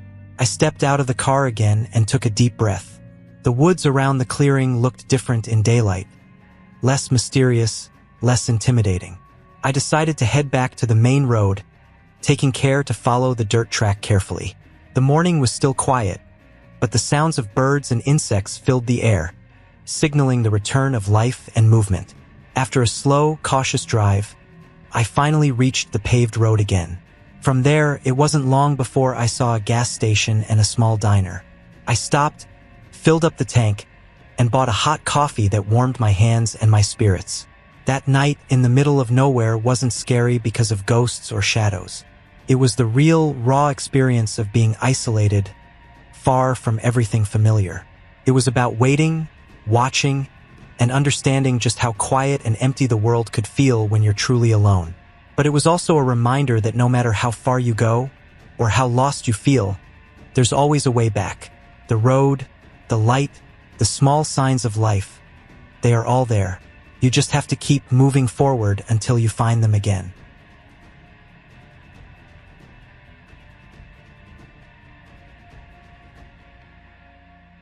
The road stretched endlessly ahead, a thin strip of cracked asphalt cutting through fields of dry grass and low shrubs. There was nothing else around for miles. Not a house, not a sign of life, just the bare, empty land that rolled out flat under a wide, pale sky. The sun hung low, beginning its slow descent behind the distant hills, casting long shadows across the ground. I was driving alone, my old pickup truck humming steadily beneath me, its engine a familiar comfort in the vast silence.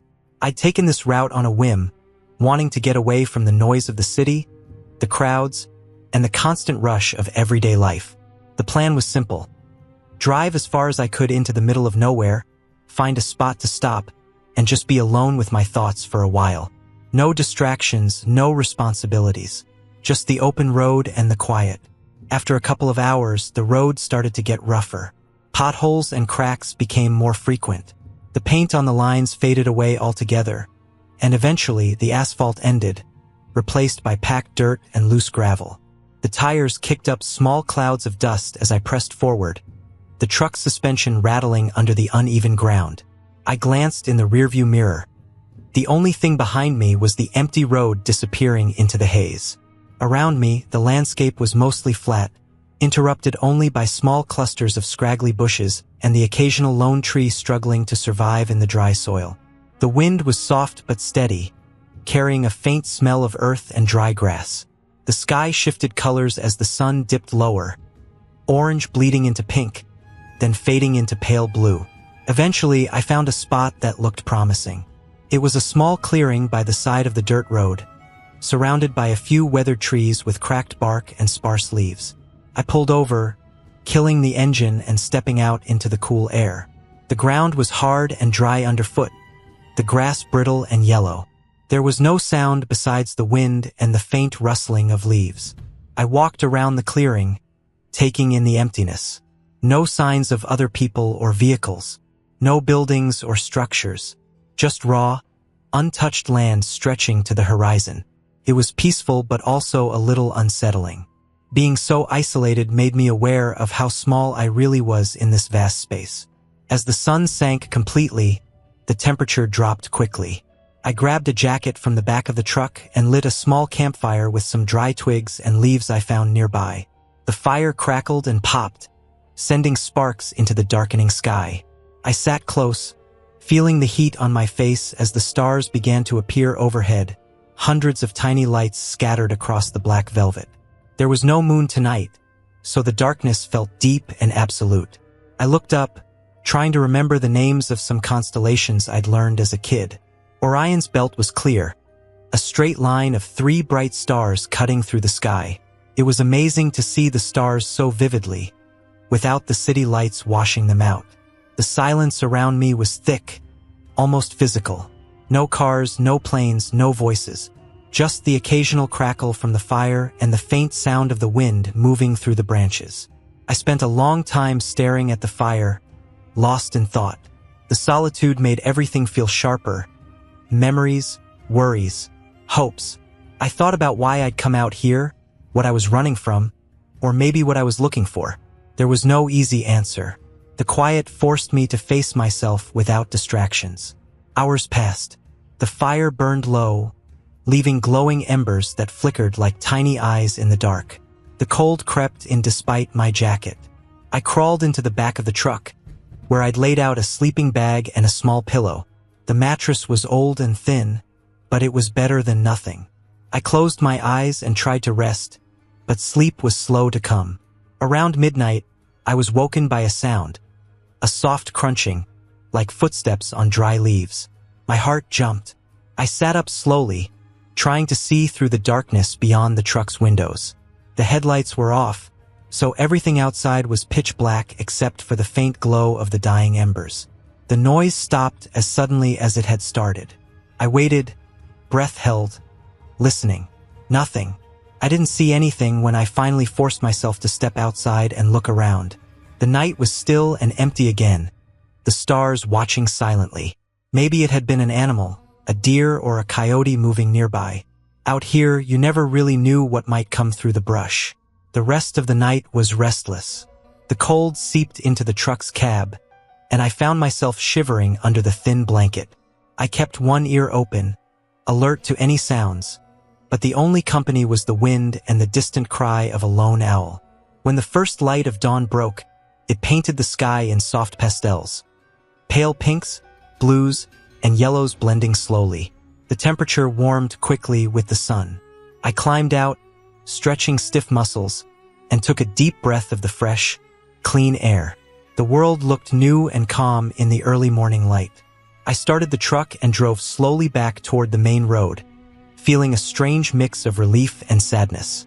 The quiet had been good, necessary even, but it also made me realize how much I depended on people and connection. Being alone for too long out here was lonely in a way I hadn't expected. On the way back, the sun climbed higher, warming the cracked earth and turning the dry grass golden. The truck's tires kicked up dust that hung in the air behind me, a visible trace marking my passage through the emptiness.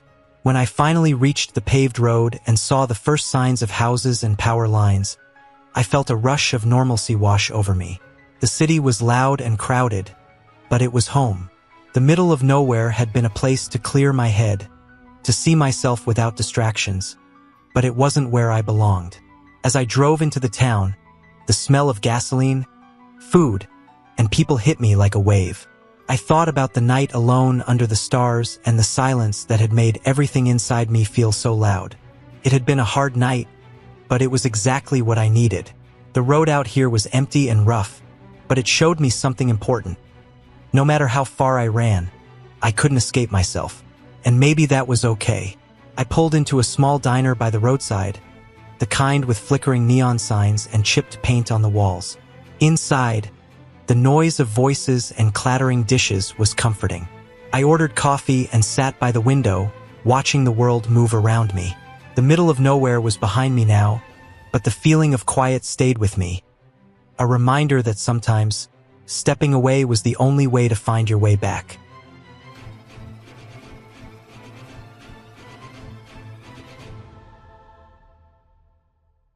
I was driving through a stretch of land that did not feel like it belonged to anyone anymore. The road was thin, cracked, and faded to a dull gray, like it had been forgotten for years. There were no signs for towns, no billboards, no fences, and no power lines running alongside the road. Just empty land rolling out in every direction, covered with dry grass, patches of dirt, and low hills that looked the same no matter how far I drove. The sky was clear but heavy, the kind of clear that makes everything feel exposed and lonely. I had been on the road for hours already. The last gas station I passed looked half closed, with one pump working and the rest taped off. I told myself I would stop later, that the map said there was another route ahead. I trusted the map more than my gut, and that was the first mistake. The phone signal dropped slowly, 1 bar at a time, until there was nothing left. No service, no loading map, just the blue dot frozen on a blank screen. The road kept going, but it felt wrong. It was too quiet.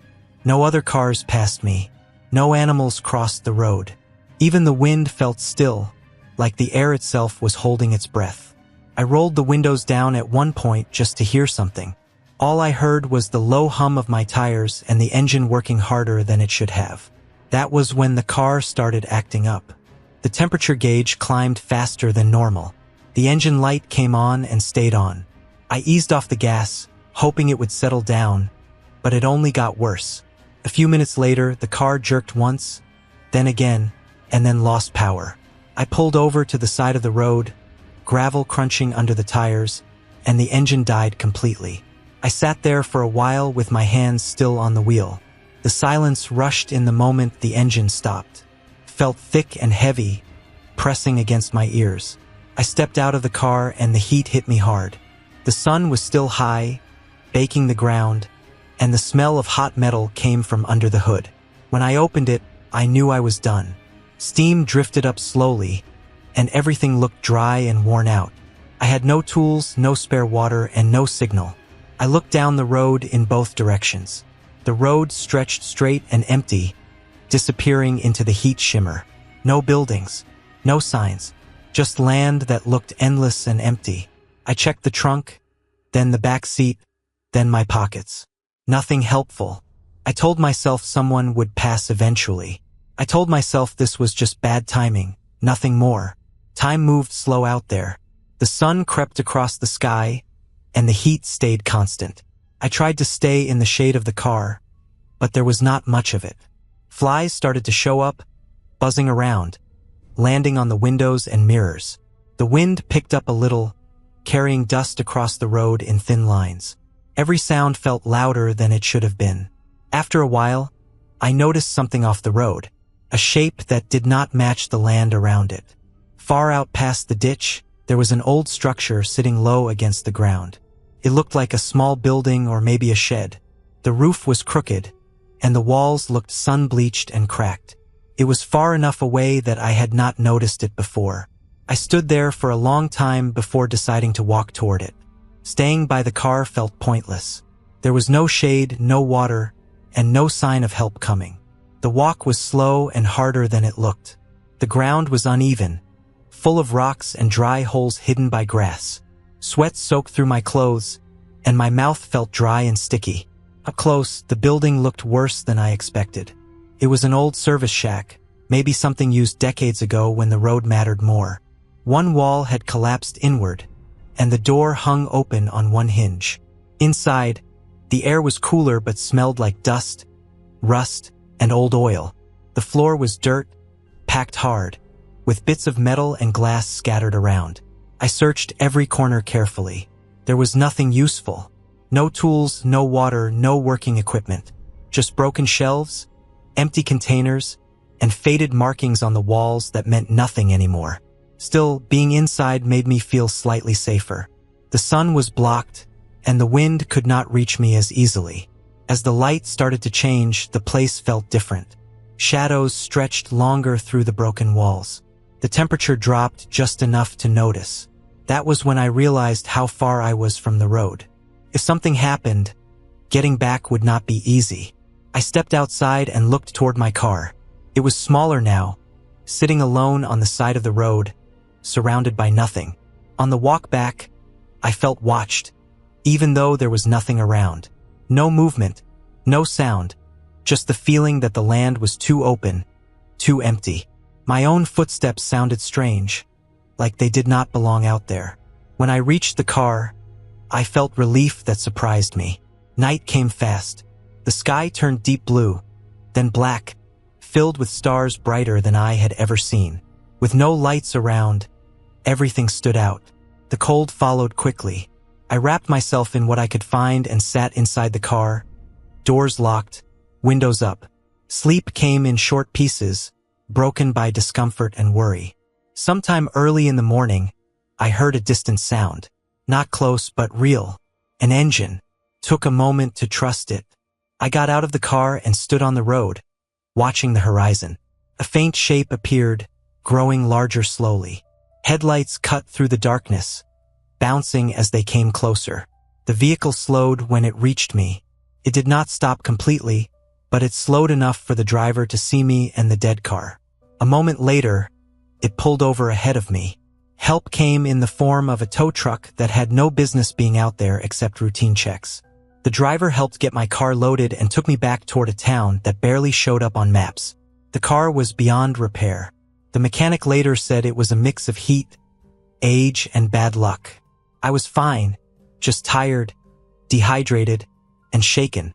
Days later, when I thought back on it, what stayed with me was not fear but the feeling of being small. The middle of nowhere is not empty. It is full of reminders that the world does not care if you are ready or not. I drove home in a different car, taking main roads only, and I never ignored my instincts again.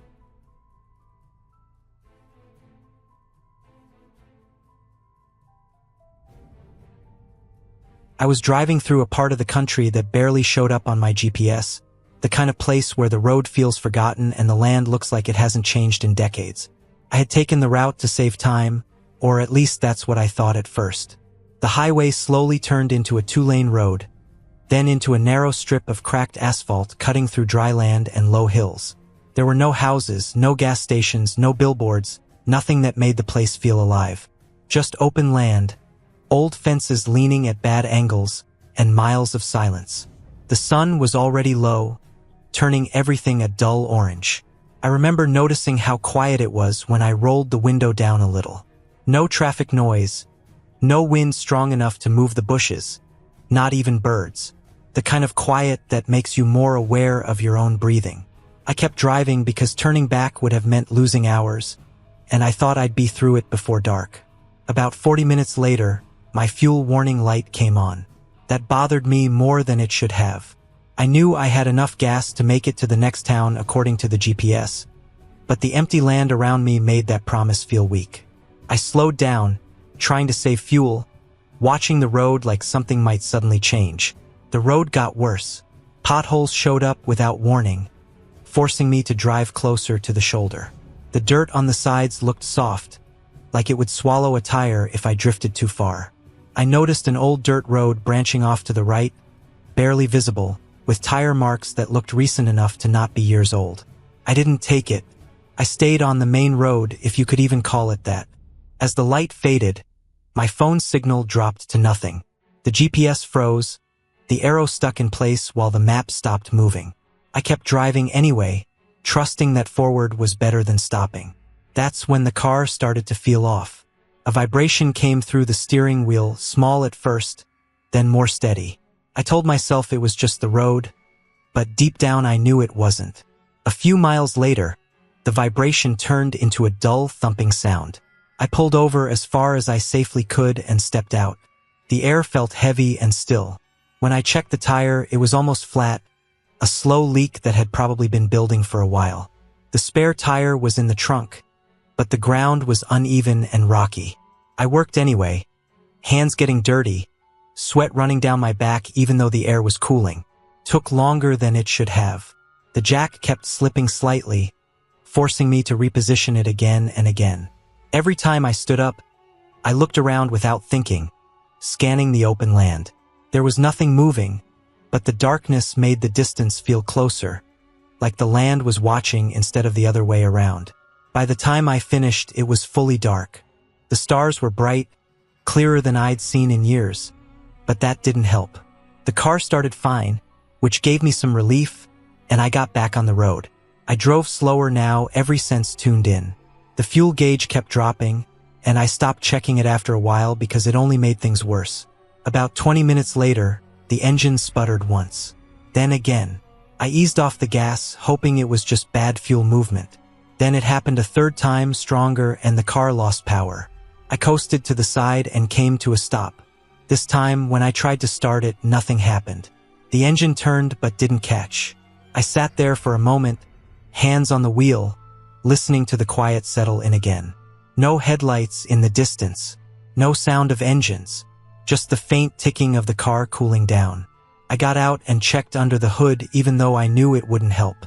I wasn't a mechanic. Everything looked normal, which somehow made it worse. I had water and some snacks, but no signal, no idea how far the next town really was. Walking in the dark across unknown land didn't feel smart. Staying with the car felt like the only real option.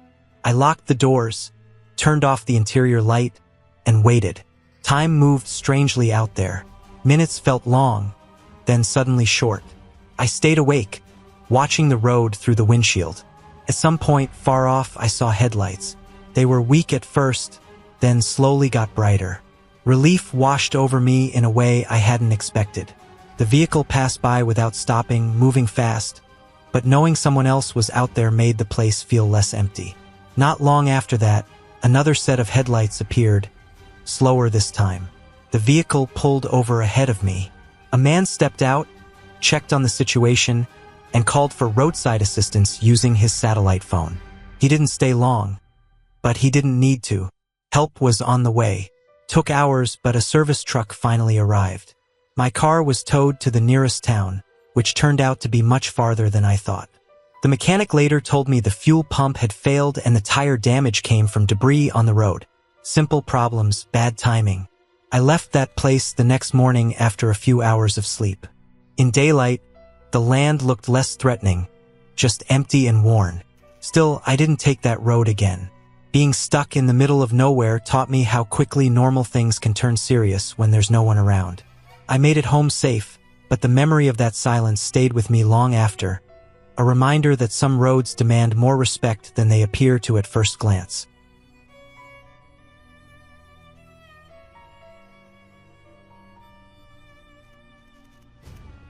I was driving through a stretch of land that barely showed up on the map, one of those thin gray lines that looks harmless until you are actually on it. The road cut through flat, empty ground with dry grass and dirt stretching out in every direction. No houses, no fences, no power lines. Just land and sky. I had taken this route to save time, or at least that is what I told myself. The sun was already low, turning the air orange and dusty, and the wind pushed the car slightly as it moved across the open ground. The farther I went, the more alone it felt. My phone had lost signal a long time ago, and the radio was nothing but static. The road surface changed from smooth asphalt to cracked pavement and then to patches of gravel. I slowed down, feeling every bump through the steering wheel. I kept telling myself it was fine, that people drove through here all the time, even though I had not seen another car for over an hour. Then the engine light came on. At first, it was just a small yellow glow on the dashboard. I ignored it, hoping it would go away. A few minutes later, the car started to lose power. Pressing the gas did less and less. The engine sounded rough, like it was choking. I eased off the road onto a wide dirt shoulder and let the car roll to a stop. When the engine died, the sudden silence felt heavy, like the air itself had thickened. I sat there for a moment, hands still on the wheel, listening. There was no sound of traffic, no wind strong enough to move the grass. Nothing. Just a deep, empty quiet. I tried starting the car again. The engine turned over once, twice, and then nothing. The battery was still alive, but the engine was done. I got out and opened the hood, even though I knew almost nothing about cars. Heat rolled up into my face. The engine smelled burnt, sharp and oily. A thin line of smoke drifted up and vanished into the sky. Whatever had gone wrong was not something I could fix with my hands on the side of the road. I checked my phone again. No signal. Not even a single bar. Standing there, I realized how exposed I was. The land around me was wide open, but it did not feel free. It felt empty in a way that pressed in on me. The road stretched straight in both directions, disappearing into the horizon. I had passed a faded sign miles back, but I could not remember what it said or how far the next town was. I decided to wait for daylight to fade a bit more before doing anything. The heat was still strong, and I had some water in the car. I sat on the ground next to the door, watching the sky change color. As the sun went down, the temperature dropped fast. The wind picked up, making the dry grass ripple like water. Shadows grew longer, and the land started to look unfamiliar, even though nothing had changed. That was when I noticed the footprints. They were in the dirt near the edge of the road, not fresh enough to be sharp, but clear enough to see. They followed the road, heading in the same direction I had come from. They were human, adult-sized. I had not seen anyone, no parked cars, no buildings. The idea that someone had walked out here, far from everything, made my chest tighten. I told myself they could be old, maybe from days ago, maybe from someone checking a fence or a pipeline. Still, I kept looking down the road, scanning the distance. The light was fading, and the flat land made it hard to judge how far anything was. As darkness settled in, the sounds changed. Small movements in the grass became louder. Insects started buzzing. Somewhere far off, something moved through the brush, heavy enough to make noise. It could have been an animal, but the not knowing made every sound feel closer than it was. I locked myself inside the car. The inside felt smaller now, like the walls had moved in. I leaned the seat back and tried to rest, but my body stayed tense. Every time the wind shook the car slightly, my heart jumped. I checked the mirrors over and over, even though they showed nothing but darkness and my own reflection. Hours passed slowly. The stars came out, sharp and bright, filling the sky. The cold seeped in through the doors and windows. I wrapped myself in a jacket and rationed my water, taking small sips. I kept thinking about how long it would take someone to come by, and how easy it would be for nobody to come at all. Sometime in the night, I noticed something new in the dirt near the car. More footprints. These were closer, clearer. They circled the vehicle, slow and careful. My mouth went dry. I stayed perfectly still, barely breathing, listening for any sound beyond the wind. I did not hear footsteps, but that did not mean anything. Whoever made those prints did not need to be loud. Nothing happened for a long time after that. The night stretched on, and exhaustion pulled at me, but I fought it. When the sky finally started to lighten, I felt a weak sense of relief. With daylight came visibility, and with visibility came options. As soon as the sun was up enough to see clearly, I got out of the car. The footprints were there, plain in the morning light. They led away from the road and into the grass, disappearing where the ground hardened. I did not follow them. I checked the car one last time, then started walking in the direction I thought would lead to a main road. The walk was long and tiring. The land looked the same no matter how far I went. My legs ached, and my throat burned from thirst. After what felt like hours, I saw something different on the horizon. A thin line darker than the ground. As I got closer, it became clear it was a paved road, wider and in better shape. Eventually, a truck passed by. The driver noticed me and stopped. Help came after that, real help, the kind that fixes problems instead of creating new ones. My car was towed later that day, and I was taken back to a place with people, noise, and walls. Even now, when I think about that night, what stays with me is not fear of something unreal. It is the simple truth of how quickly things can go wrong when you are far from everything. The middle of nowhere is not empty. It is full of risks, silence, and the reminder that being alone is not the same as being safe.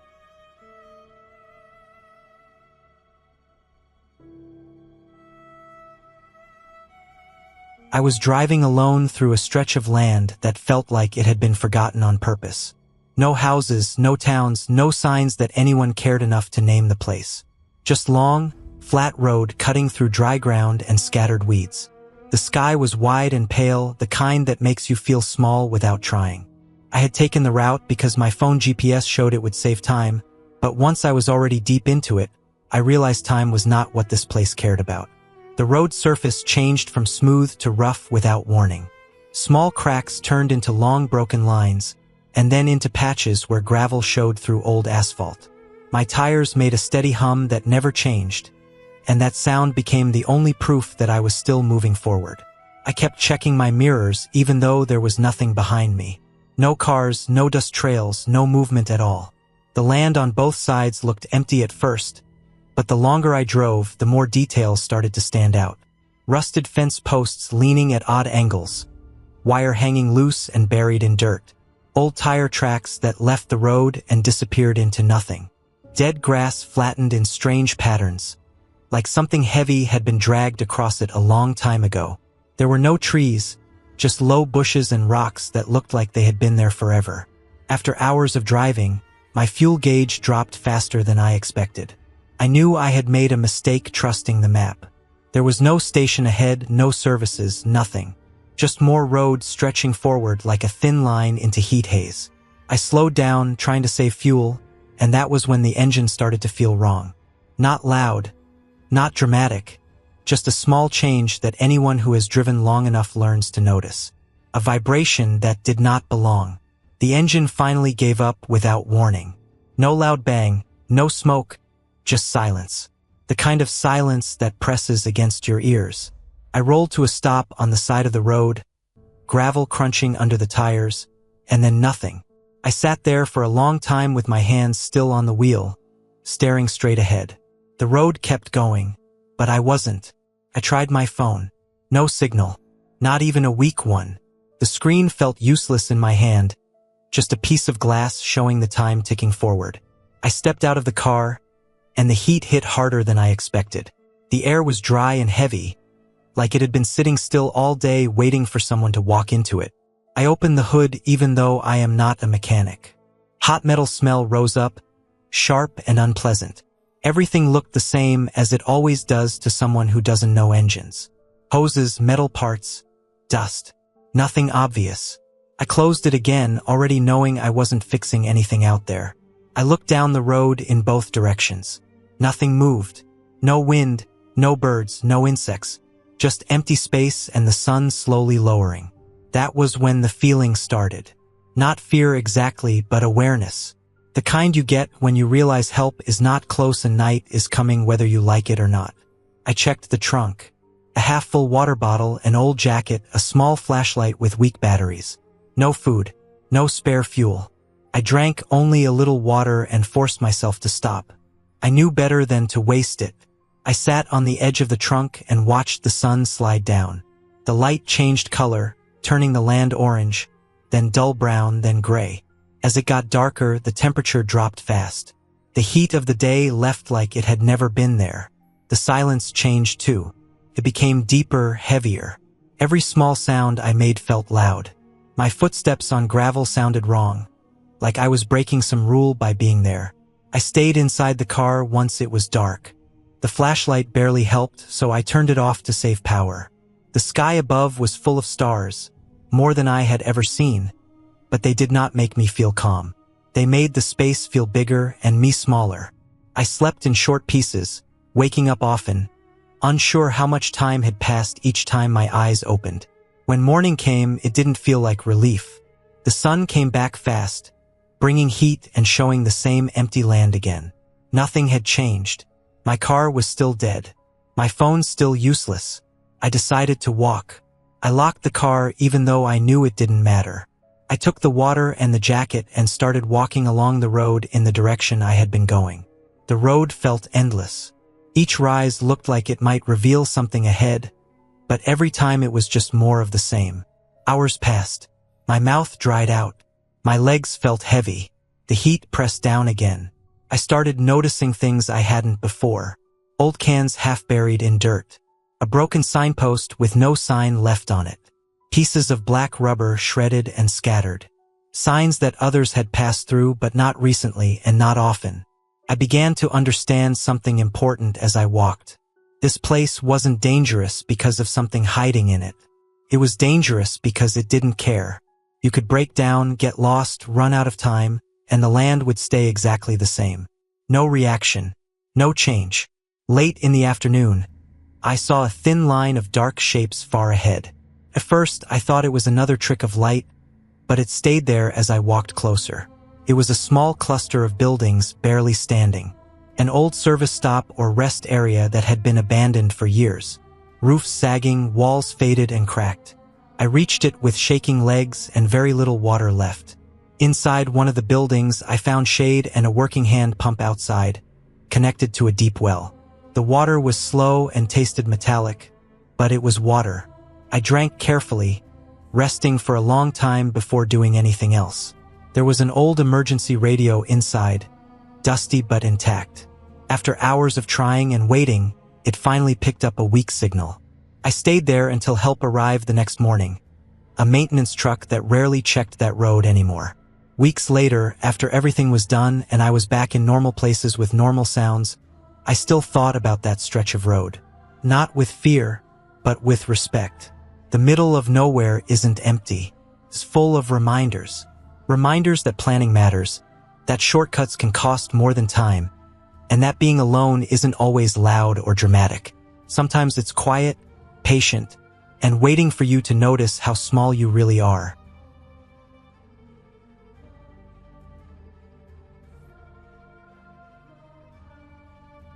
I ended up in the middle of nowhere because of a bad decision I didn't think through. I had taken a shortcut on a long drive, one of those thin lines on the map that looks harmless until you are already too far in to turn back. The paved road slowly turned rough, then broken, and then it was just dirt and gravel. Trees closed in on both sides, tall and dry, with branches that looked dead even though it was still warm outside. There were no houses, no signs, no cell signal. Just road, trees, and open land stretching out in every direction. The farther I went, the quieter it got. Not a peaceful quiet, but the kind that makes you aware of every small sound. The tires crunching on rocks sounded too loud. The engine noise felt like it was echoing even though there was nothing around. I kept driving because stopping felt worse than moving. I told myself the road had to lead somewhere. Roads don't just exist for no reason. After a while, the land opened up. The trees thinned and turned into wide, empty fields. The ground looked dry and cracked, like it hadn't seen rain in a long time. There were old fence posts leaning at strange angles, some with rusted wire still hanging from them. It felt abandoned, like people had once been there and then slowly left, one by one. The sky started to change color, fading from bright to dull as the sun lowered.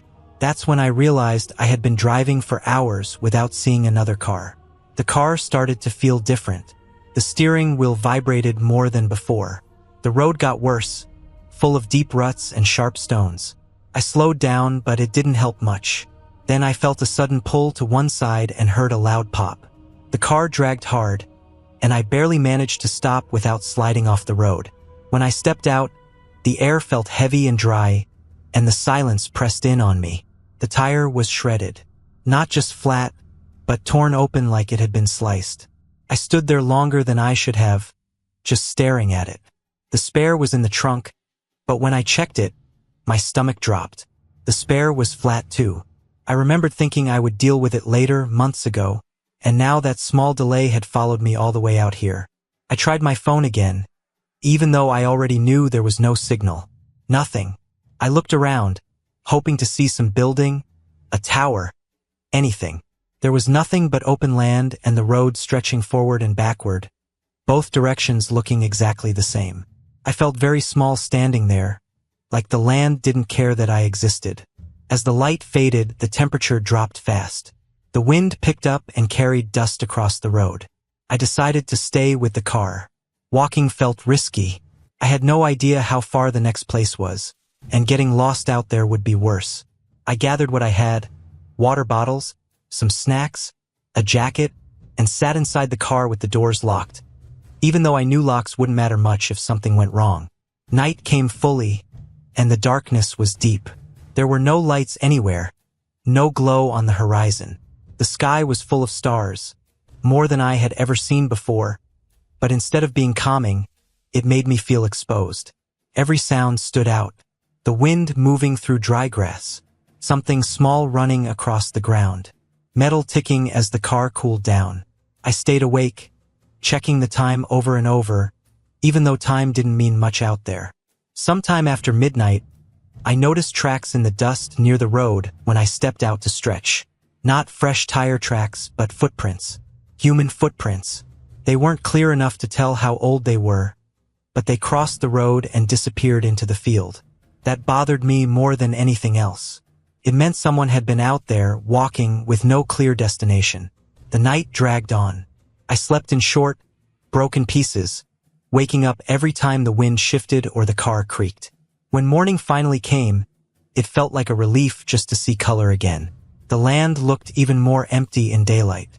No houses, no roads branching off, just endless space. I decided to walk. Sitting and waiting didn't feel smart anymore. I locked the car, took water, and started down the road in the direction I hadn't come from. The sun climbed quickly, and the heat returned. My mouth went dry fast, even though I tried to pace myself. The road stretched on, rising and falling gently, never revealing anything new. After hours of walking, I saw something different ahead, a shape that didn't belong. As I got closer, it turned out to be an old structure, maybe a farm building or a storage shed. The roof was partly collapsed, and the walls were faded and cracked. Inside, there was nothing useful, just dust, broken wood, and signs that animals had moved through at some point. Still, it meant I wasn't completely alone in the world. Behind the building, there was a wider dirt road, one that looked more used than the one I had been on. Tire marks were visible, fresh enough to give me hope. I followed it, feeling tired but focused. Eventually, after what felt like another endless stretch, I heard a sound I hadn't heard in a long time. An engine, a vehicle moving. When I reached the main road, I didn't feel relief right away. I felt shaky, like my body didn't trust it yet. But cars were passing. Real traffic. I flagged one down and got help, and hours later, my car was towed and I was back in a place with buildings, lights, and noise. Even days later, the feeling stayed with me. The memory of that silence, that open land, and the way the road seemed to go on forever without caring who was on it. The middle of nowhere wasn't just a place on a map. It was a reminder of how fast things can go wrong and how small a person really is when the world decides not to offer help. I still drive, but I don't take shortcuts anymore, and I never ignore small problems, because I know exactly where they can lead.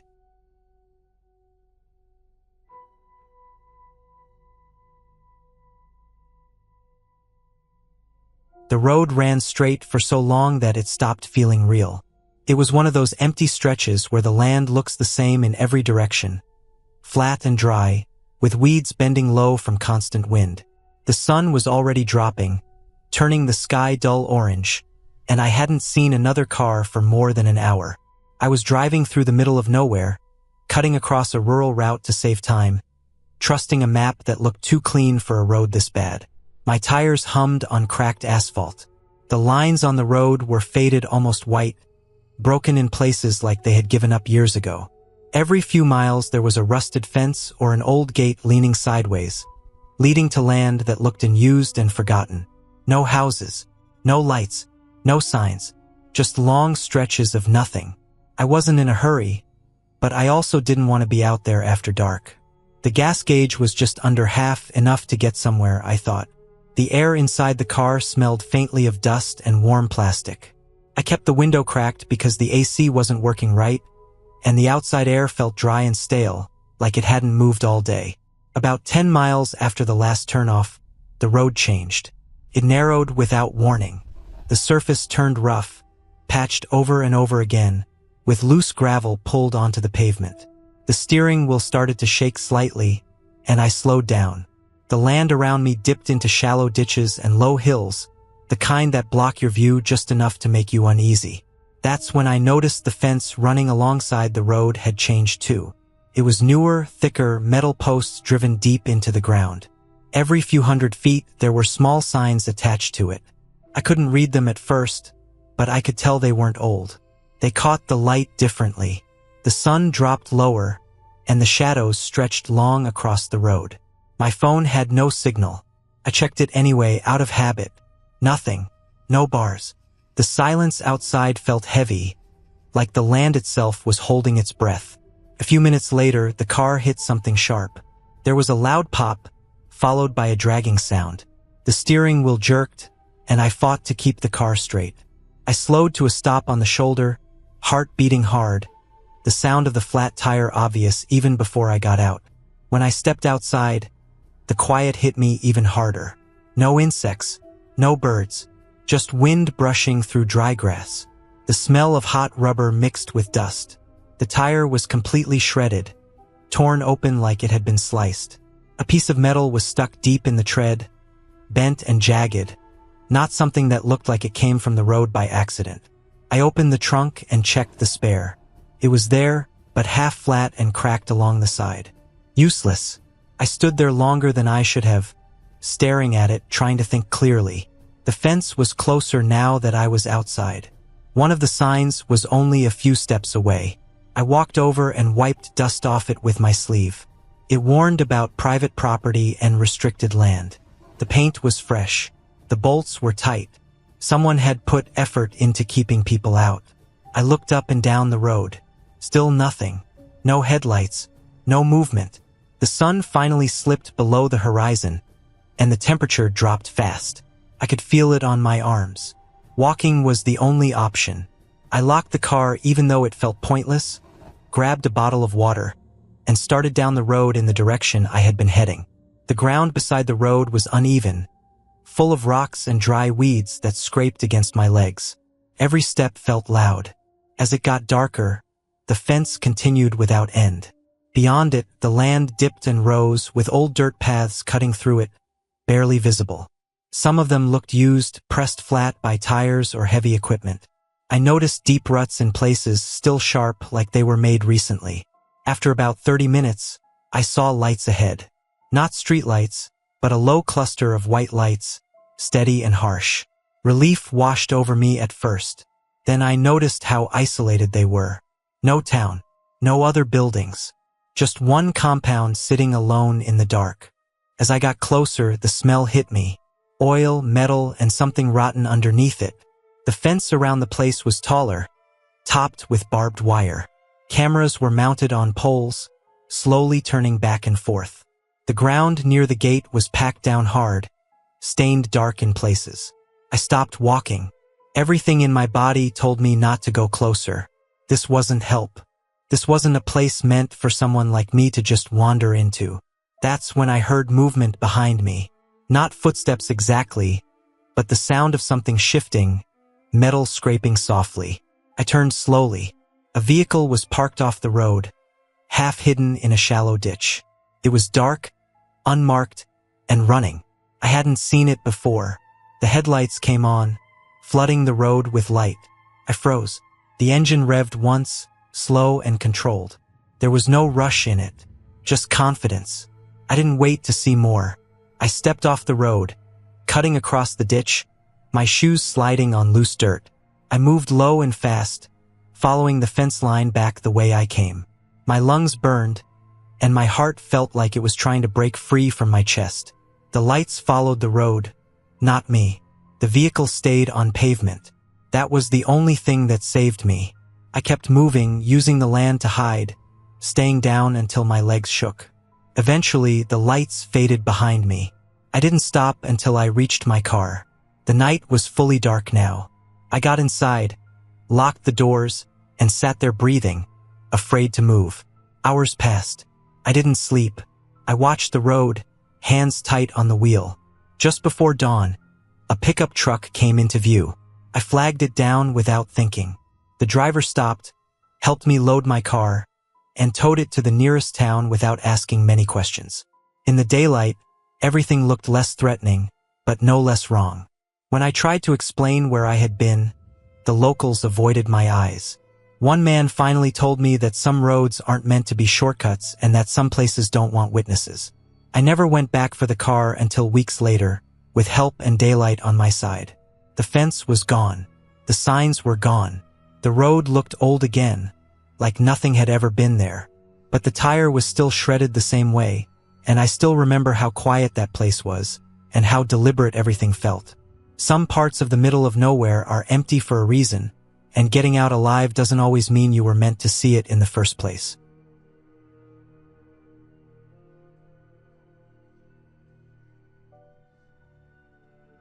I was driving through a stretch of land that felt forgotten by time. The road was narrow, cracked, and barely marked, cutting through miles of dry fields and low hills.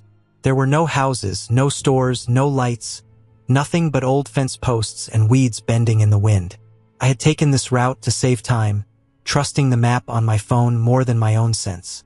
The signal had already dropped an hour back, but I kept going because turning around felt like giving up for no reason. The sky was pale and empty, the kind of color that makes everything feel flat and distant. My car was packed with basic things: a small cooler, a backpack with clothes, some tools, and a blanket. Nothing fancy. The air inside the car smelled like dust and warm plastic. The engine noise was the only sound I had for company. Every few miles I passed an old sign, faded so bad I could not read it. The land kept stretching out, and the road kept going straight like it had no end. After a while, I noticed the fuel gauge sitting lower than I expected. I did the math in my head and realized I had made a mistake earlier, thinking I had more range than I actually did. That was when the first tight feeling hit my chest. I eased my speed and hoped I would see something ahead. A station, a building, anything. The road stayed empty. No other cars passed me, not from behind and not from ahead. The engine began to feel different under my feet, a slight shake that came and went. I told myself it was just the rough road, but deep down I knew better. A few minutes later, the car started losing power. I pulled over to the side where the dirt met the broken asphalt. When the engine finally died, the silence hit hard. It was sudden and heavy, like the land itself was listening. I stepped out of the car and the heat wrapped around me. The sun was lower now, not setting yet but already softer. The wind moved through the grass, making a low, steady sound. I popped the hood even though I already knew fuel was the problem. The engine smelled hot and dry. No leaks, no smoke, just empty. I looked down the road in both directions. The same view both ways. Long, empty, quiet. I checked my phone again even though I knew there was no signal. Nothing changed. I drank some water and sat on the edge of the seat, trying to think clearly. Walking did not feel smart. I had no idea how far anything was, and the land looked bigger the longer I stared at it. As the light started to fade, the temperature dropped faster than I expected. The heat of the day left the ground, and the air turned sharp. I wrapped the blanket around my shoulders and stayed close to the car. It felt safer to stay with something solid. The sky slowly filled with stars, more than I usually see, bright and cold. The darkness made the land feel even wider. Hours passed in a strange way. Time felt stretched and loose. I listened to every sound. Wind, insects, the shifting metal of the car cooling down. At one point I noticed footprints near the edge of the road, old and half filled with dust. They were not fresh, but they reminded me that this place was not as empty as it looked. People had been here before, even if they were gone now. Sometime during the night, I saw headlights far off in the distance. They were small and unsteady, like they were bouncing on the road. I stood up and waved my arms, my heart racing. The lights passed without slowing, disappearing into the dark like they were never there. After that, the quiet felt heavier than before. I did not sleep much. I rested in short pieces, waking up to check my surroundings again and again. When morning finally came, the light felt like relief. The land looked less threatening in daylight, but the problem was still there. No fuel, no signal, no clear plan. I checked my supplies and realized I could last another day if I was careful. Late in the morning, I noticed a thin line of dust on the horizon. It moved slowly, then stopped, then moved again. I watched it for a long time, not trusting my eyes. Eventually, the shape became clearer. A small truck, old and worn, driving slow. I stood by the road and made myself visible. The truck pulled over at a distance. The driver stayed inside for a moment before getting out. He kept his space, careful and alert, like someone used to being alone out here. He looked at my car, then at the empty fuel gauge I pointed to. He nodded once and went back to his truck. He had a spare can in the back, dusty and dented, but full enough to matter. I poured the fuel slowly, not wasting a drop. When I started the engine, the sound felt like life coming back. I did not rush. I packed my things, took one last look at the road, and got back in the car. I drove carefully, watching the gauge like it was fragile. After a long stretch, the land began to change. A few buildings appeared, then a sign that actually had words on it.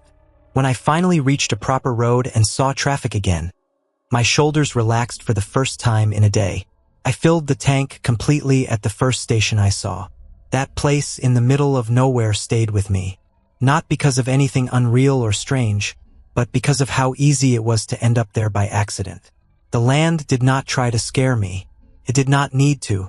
It just existed, wide and quiet, and it reminded me how small one person can be when things go wrong. I drove away with a full tank, a clear road ahead, and a strong promise to never trust shortcuts without thinking twice.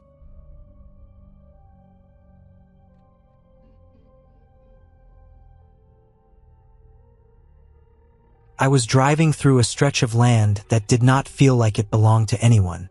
It was one of those areas where the map shows a road, but nothing else matters. No towns, no gas stations, no names that mean anything, just a thin line cutting through miles of dry ground and low hills. I had taken the route to save time, or at least that was what I told myself. The sun was already dropping, and the light had that dusty orange color that makes everything look tired. The road was cracked and uneven, and my tires kept humming in a steady way that slowly got under my skin. There were no other cars. Not behind me, not ahead of me. Just empty space and wind pushing against the side of my vehicle. Every few miles there would be a broken fence or an old wooden post leaning at a bad angle, like someone gave up halfway through building something and walked away forever. I remember thinking how quiet it was. Not peaceful quiet, but empty quiet. The kind where you start to hear your own breathing and the small noises your body makes. The air felt dry in my throat, and no matter how much water I drank, my mouth still felt dusty. The land around me was flat in some places and uneven in others, with shallow dips that looked like dried-out riverbeds. After a while, I noticed my fuel was lower than I expected.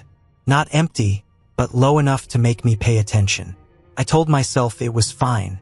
I had enough to reach the main highway later that night. Still, the thought stayed with me.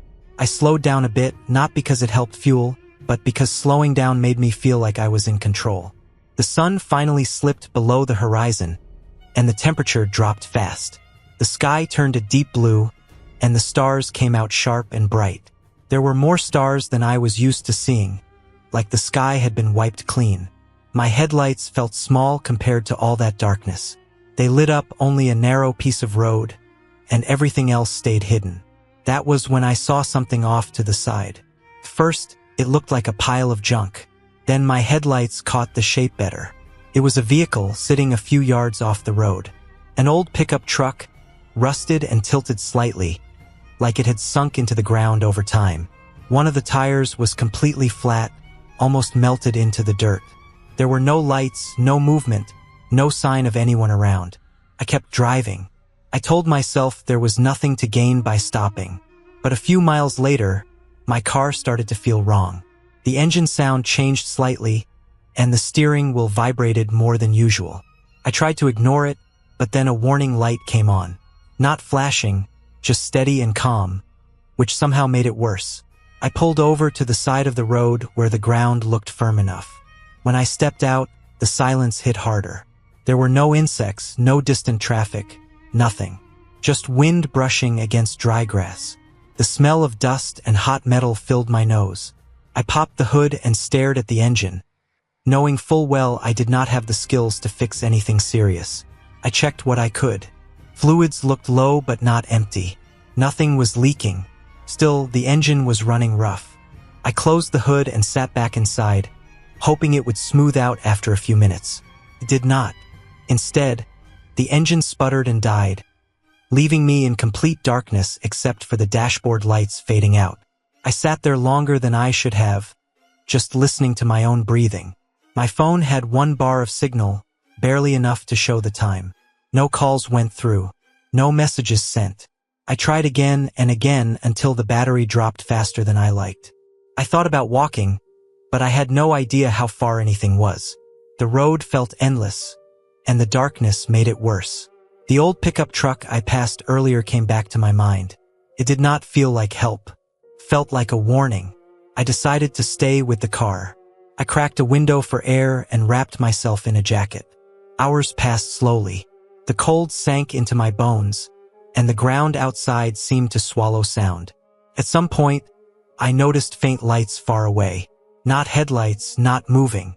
Just a steady glow, low on the horizon. When morning came, the world looked different. Less threatening, but still empty. The land stretched out the same way with no signs of life. The light revealed tire tracks near my car that I did not remember making. They were old, half-washed by wind, but close enough to make my stomach tighten.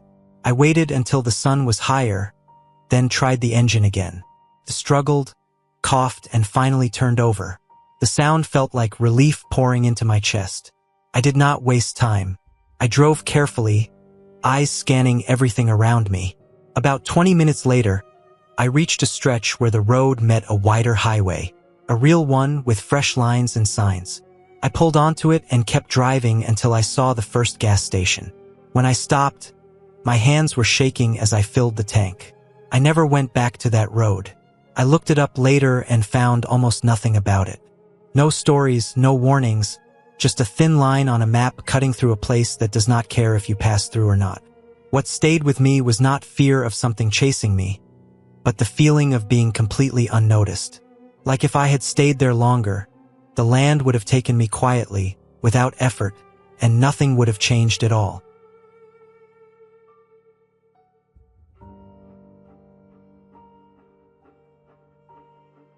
I was driving through a part of the country that did not feel like it belonged to anyone.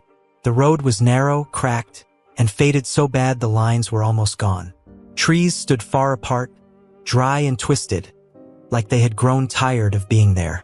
The sky was flat and gray, not stormy, just heavy, like it had been sitting there all day without moving. I had no cell signal for hours, and the radio only gave static no matter how much I turned the knob. I kept driving because there was nothing else to do. I was heading to a small job site that barely showed up on the map. The GPS stopped working miles back, freezing on a screen that meant nothing now. I trusted the paper map I had folded on the passenger seat, even though it looked old and worn, with coffee stains and ripped corners. Every mile felt longer than the last. No houses, no farms, no people, just open land and the sound of my tires humming on the rough road. After a while, I noticed something strange. The road had no side paths anymore. No driveways, no signs. It felt like I had passed the same dead tree twice, then 3 times. I checked the map again and slowed down, my eyes scanning the land. That was when I saw a fence line running alongside the road. The fence was broken in places, leaning inward, the wood gray and splintered. Some parts were tied together with old wire. It looked like it had been there for decades. I kept driving until my fuel light came on. That feeling in my chest tightened. I had not seen a gas station or even a building in hours. I slowed down even more, hoping to see something, anything. That was when my car started to feel wrong. The steering wheel vibrated slightly, not enough to lose control, but enough to notice. Then there was a dull thump from under the car. I pulled over to the side of the road, dust kicking up around me, and turned off the engine. The silence hit hard. No wind, no birds, no insects, just nothing. I stepped out of the car and the smell of dry dirt and hot metal filled the air. I walked around to check the tires. The rear tire was shredded, torn open like it had been cut. I looked around the ground and saw sharp metal pieces scattered near the road, half buried in dirt. Someone had put them there on purpose. That thought sat heavy in my head. I got back into the car and tried my phone again. No signal. Not even emergency. I stayed there for a few minutes, thinking. The sun was slowly lowering, turning the land orange and brown. I knew staying in the car overnight was a bad idea, but walking felt worse. Still, I could see something in the distance, far off the road. A low building, maybe a shed or a small house. It was the only thing breaking the flat land. I locked the car and started walking. The dirt was soft in some places, hard in others. My shoes picked up dust with every step. As I got closer, I could see it was an old structure, made of concrete blocks, with a metal door hanging crooked on its hinges. No windows. The roof had rusted patches, and parts of it sagged inward. It looked abandoned, but not completely forgotten. Around the building, the ground was disturbed. Tire marks, footprints, some old, some newer. That made my stomach twist. I walked slowly, circling the place. The door was slightly open. I did not touch it at first. I listened. Still nothing. I pushed it open and stepped inside. The smell was awful. Rot oil and something sour. The inside was dark, but light slipped in through holes in the roof. The floor was stained with dark marks that looked old. There were tools scattered around, some broken, some clean like they were still being used. Against one wall were stacks of empty water bottles and food cans. Someone had been staying here. I moved deeper inside and noticed something else. Chains bolted into the concrete floor. Thick ones. Some were loose, others pulled tight like they had been used recently. I backed away, my heart pounding. This was not just some random shed. This place was wrong. I turned to leave, but then I saw movement outside. Dust rising. A vehicle far off, moving slowly toward the building. Panic took over. I had no weapon, no phone, no car. I looked around and saw a narrow door at the back, barely noticeable. I slipped through it and found myself behind the building, where the land dipped downward into a dry wash filled with tall weeds. I ran. The weeds scratched my arms and legs. The ground was uneven, and I stumbled more than once. I kept going, not looking back, my lungs burning. The wash curved and dropped lower, hiding me from view. I crouched there, pressing myself into the dirt, barely breathing. After a long time, I heard the engine stop. Doors opened and closed. Heavy footsteps on dirt. I stayed still, every muscle tense. Minutes passed, then more. Eventually, the sounds faded. The engine started again and drove off in the opposite direction. I stayed there until the sky went dark. When I finally moved, my body ached and my clothes were torn and filthy. I followed the wash until it led back toward the road, far from where my car was. I walked for hours in the dark, guided by the faint shape of the road against the land. Near early morning, I saw headlights. A real road, a highway. I flagged down the first truck I saw. I did not explain everything, just enough to get help. Later, the police went back to where my car was. They found the metal pieces on the road and the building, but no people. The place was cleared out fast, like someone knew when to leave. My car was towed, my tire replaced, and I was sent on my way. That part of the map was later marked as private land, restricted access. No explanation given. I still think about that place sometimes, about how empty it looked and how it was not empty at all. I know now that the middle of nowhere is not always empty. Sometimes it is just where no one is supposed to survive.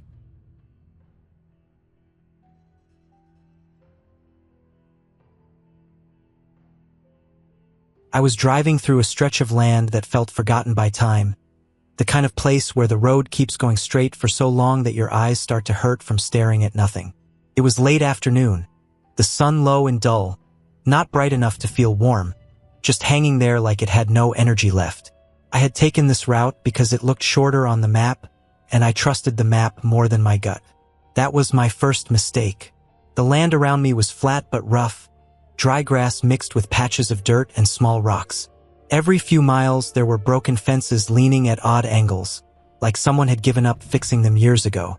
No houses, no gas stations, no signs. just the sound of my tires on the road and the wind pushing against the side of the car. I kept checking the fuel gauge even though I had filled up earlier. Out there, even a half tank can make you nervous. After a while, the road turned from clean asphalt into cracked pavement. Then it got worse. Long lines of broken blacktop ran across it like scars. I slowed down without really thinking about it. The silence out there was heavy. No birds, no insects, nothing. Just wind and the engine. It felt like the kind of place where if something went wrong, it would stay wrong for a long time. About an hour later, the signal on my phone disappeared. I wasn't using it, but seeing that empty screen still bothered me. I told myself it was fine. People drove through places like this all the time. Still, I started to feel watched, not in a scary way, but in a lonely way, like the land itself was paying attention to the one thing moving through it. Then the car started acting strange. It wasn't dramatic at first. A slight pull to the right, then a soft grinding sound when I pressed the brakes. I tried to ignore it. A few miles later, the grinding got louder. The steering wheel shook a little in my hands. I slowed down more, hoping I could make it to wherever the road led next. I never did. The car jolted hard, and I felt the back end drop. I pulled over as carefully as I could. When I got out, the heat hit me right away. The sun was still up, but it felt weaker now, like it was already thinking about leaving. The smell of hot metal and rubber filled the air. One of the rear tires was shredded. Not flat, not leaking, completely torn apart. I stood there for a long time, hands on my hips, staring at it. I had a spare, but the ground was uneven and covered in loose gravel. It took effort just to keep my balance. When I opened the trunk, I noticed how quiet everything was again. No distant traffic. No wind now. Just me and the car. Changing the tire took longer than it should have. The jack kept sinking into the dirt. Sweat ran down my face and into my eyes. My arms started shaking from the effort. I kept looking around even though there was nothing to see. Just open land in every direction and the road stretching empty behind and ahead of me. By the time I finished, the sun was close to the horizon. I packed everything up fast and got back in the car. When I started driving again, the car felt wrong. It moved, but not smoothly. Every small bump felt bigger than it should have. I kept going because stopping again wasn't an option I wanted to think about. The light faded faster than I expected. The sky turned orange, then gray, then deep blue. My headlights cut through the darkness, but they didn't reach far.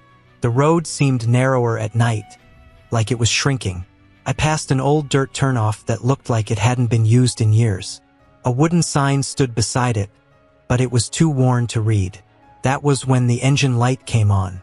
A small thing, but out there it felt huge.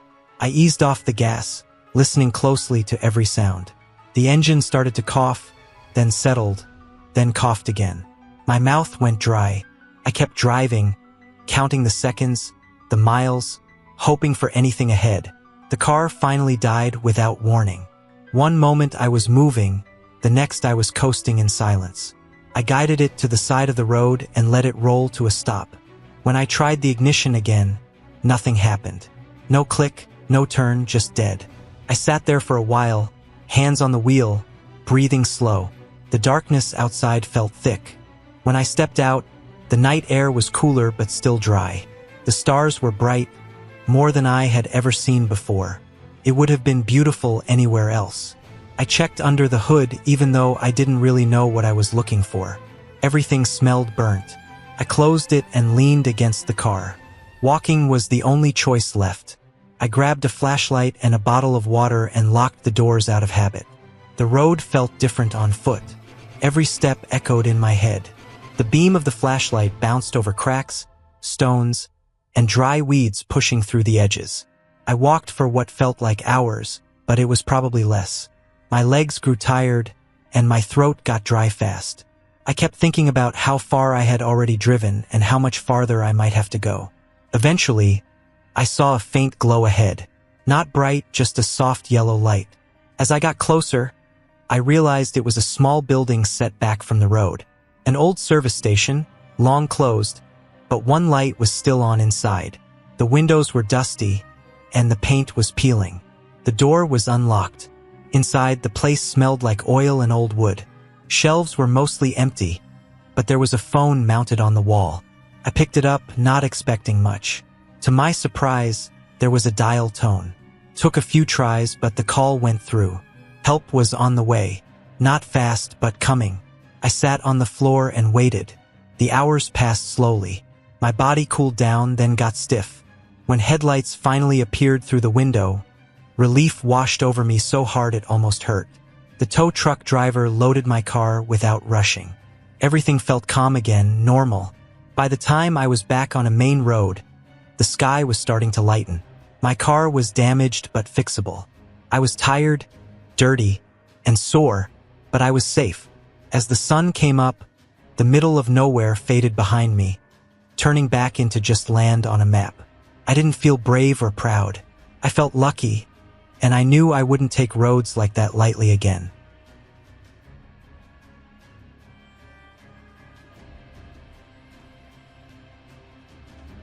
I took that drive because I needed distance from everything I knew.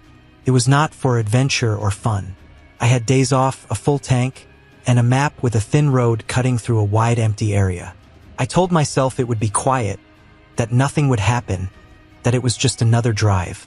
That was the lie I kept repeating as the towns disappeared and the land flattened into open dirt, dry grass, and long stretches of nothing. The road turned from clean asphalt into cracked pavement, then into patched sections where old repairs showed through like scars. There were no houses, no fences, no power lines for long stretches. Just land that looked unused and forgotten. The sky was wide and pale blue, and the sun felt closer than usual, heavy and bright. My phone lost signal earlier than I expected, but I did not care at first. I liked the silence. The engine sound became the only thing breaking it. After hours of driving, I realized how far I was from anything familiar. I passed a rusted sign that had no writing left on it, just holes where bolts used to be. That sign bothered me more than it should have. It meant someone once cared enough to put it there, and now no one did. The road kept going straight and narrow, with dirt shoulders that dropped into dry ditches. I slowed down without knowing why. The car started acting strange about 20 minutes later. The temperature gauge climbed higher than normal. I turned off the air and rolled the windows down, letting hot air rush in. It smelled like dust and dry plants. I told myself I could make it to the next town, even though I had not seen a sign for one in a long time. The engine made a sharp sound, then another, then lost power. I eased to the side of the road and stopped. When the car shut off, the silence felt heavy. No wind, no insects, no distant traffic. Just open land and heat. I stepped out and felt the ground radiating warmth through my shoes. The hood was hot to the touch, and when I opened it, a wave of heat hit my face. I did not know much about engines, but I knew this was not something I could fix out there. A hose looked cracked, and there was dried residue around it. I closed the hood and stood there, hands on my hips, looking in every direction like that would change something. There was nothing around me.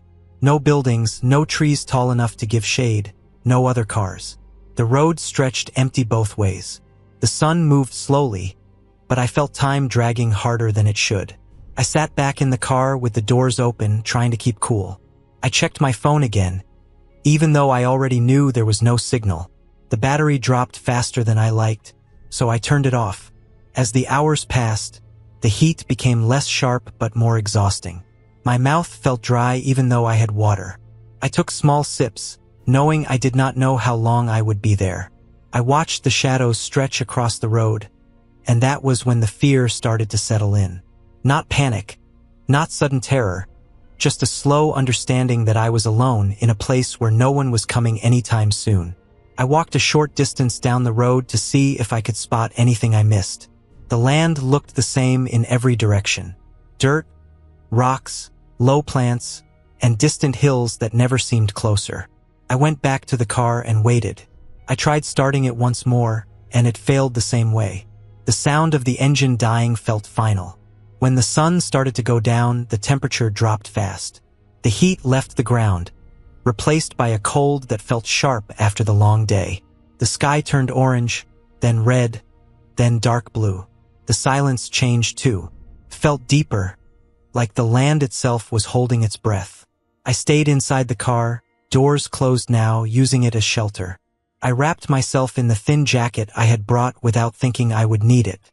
Night out there felt different than anywhere else I had been. The stars were brighter than I had ever seen, filling the sky from edge to edge. It should have been beautiful, but it made me feel small and exposed. Every small sound made me tense. The wind moved through the dry plants, making them scrape and whisper against each other. I stayed still, listening, counting my breaths, waiting for morning. Sleep came in short pieces. I woke up often, stiff and cold, checking the dark shapes outside the windows. Nothing moved, but my mind kept filling the emptiness with worry. When the sky finally started to lighten, I felt relief so strong it surprised me. The cold faded, replaced by early warmth. Morning made the place look less threatening, but no less empty. I stepped out of the car and stretched, my body sore. The road looked the same as the day before. I ate a small amount of food and drank water carefully. I decided I could not just wait anymore. I walked down the road again, farther this time, scanning the distance. After a long while, I saw a faint shape on the horizon. It looked like a structure low and dark against the land. I walked toward it, slow and steady, feeling the distance with every step. It turned out to be an old service shed, half collapsed, with rusted metal and broken concrete. There was no power, no phone, nothing useful inside except shade. But near it, I found a narrow dirt track leading off the road. The tracks in the dirt looked newer than anything else around. That meant vehicles still used it sometimes. I went back to the car and waited near that turnoff, standing where I could be seen. Hours passed again, but eventually, in the distance, I saw dust rising. A vehicle approached slowly, growing clearer as it came closer. I stayed visible, still, not waving wildly, just present. The vehicle slowed when it reached me. Help did not come fast or easy, but it came. The car was towed later that day, and I was taken back toward civilization, mile by mile, the empty land falling away behind me. The road turned solid again, signs appeared, and my phone regained signal like nothing had happened. When I finally reached a town and sat somewhere safe, I realized how close I had been to being truly stuck. Not lost in a dramatic way, not chased or attacked, just forgotten by distance and silence. The middle of nowhere did not try to hurt me. It did not need to. It simply existed without caring whether I did or not. I left with my car repaired days later, but I did not take that road again. Some places do not need a warning sign. Being there once was enough.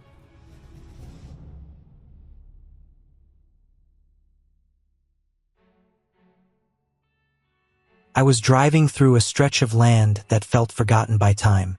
No towns, no lights, no signs that anyone lived nearby. Just a two-lane road cutting through dry land and low hills, the kind of place where the sky feels bigger than everything else. I had taken this route to save time, or at least that is what the map said. The sun was already dropping low, turning the land orange and dull brown. I remember thinking I should have filled up the tank earlier, but I kept going anyway. The road surface was rough, cracked in places, patched so many times it looked like a scarred face.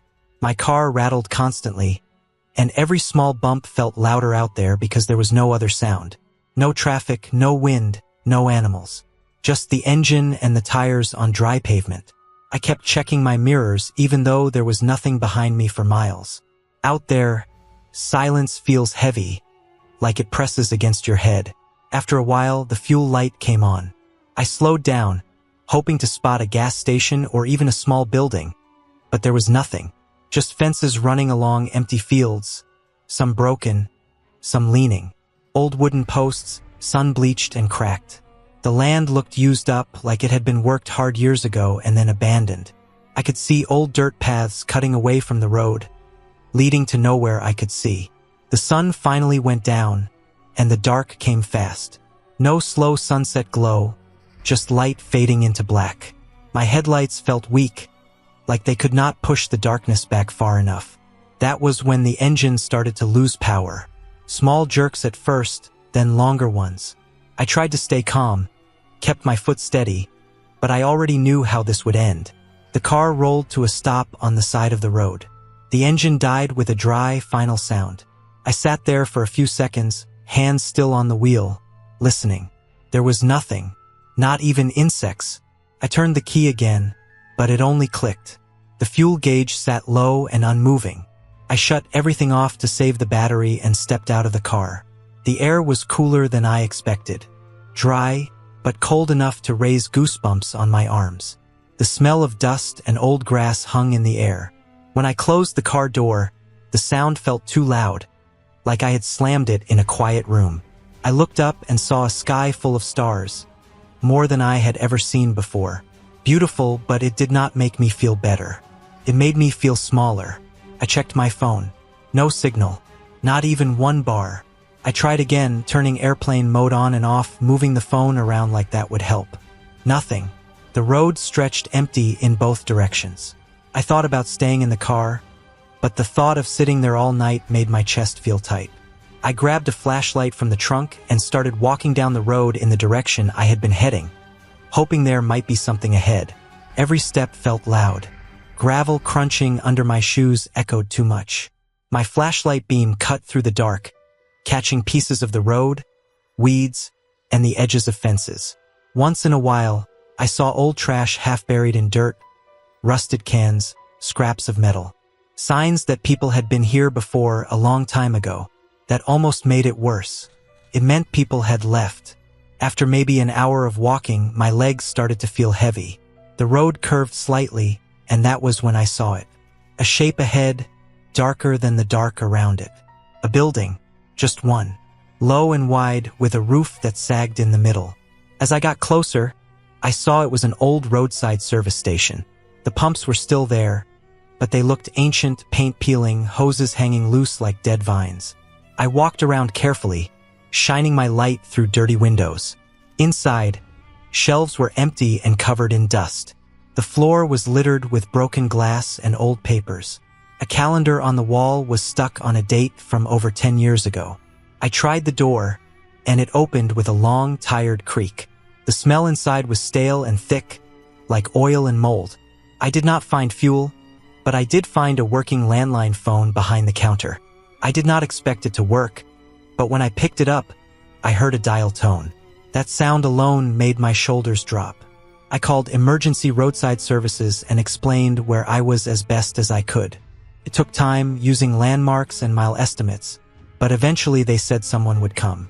I waited inside the building. I did not sit. I stayed standing, moving slowly, listening. The building made small noises as it cooled, pops and cracks in the walls and roof. The dark outside pressed against the windows. I kept checking the road through the glass, counting minutes by my breathing. Hours later, headlights finally appeared, sweeping across the front of the station. A tow truck pulled up, loud and solid, like something real returning to the world. The driver checked my car, confirmed it was empty of fuel, and gave me enough gas to reach the next town. I watched him leave before I locked up the station as best as I could and walked back to my car. Driving away, I did not speed. I stayed steady, focused, eyes locked on the road ahead. When I finally reached a town with lights and people and noise, I pulled over and sat there for a long time. The middle of nowhere stayed with me. Not because something happened, but because nothing did, and out there, that nothing feels endless.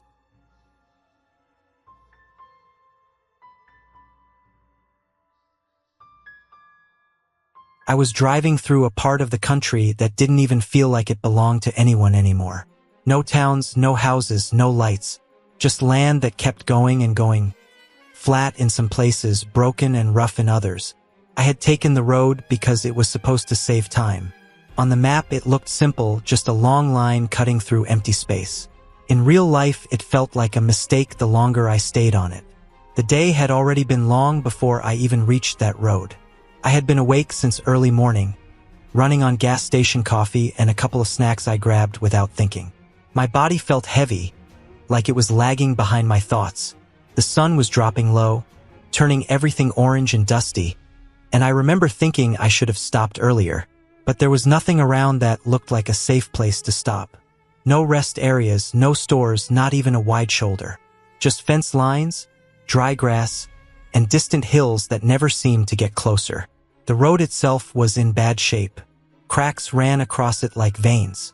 Every few miles there were patches where the asphalt changed color, like someone had tried to fix it years ago and gave up. My tires hummed constantly, and that sound started to feel louder as everything else stayed quiet. No other cars passed me. I didn't see headlights in my mirrors or ahead of me. It felt like I was the only person left out there.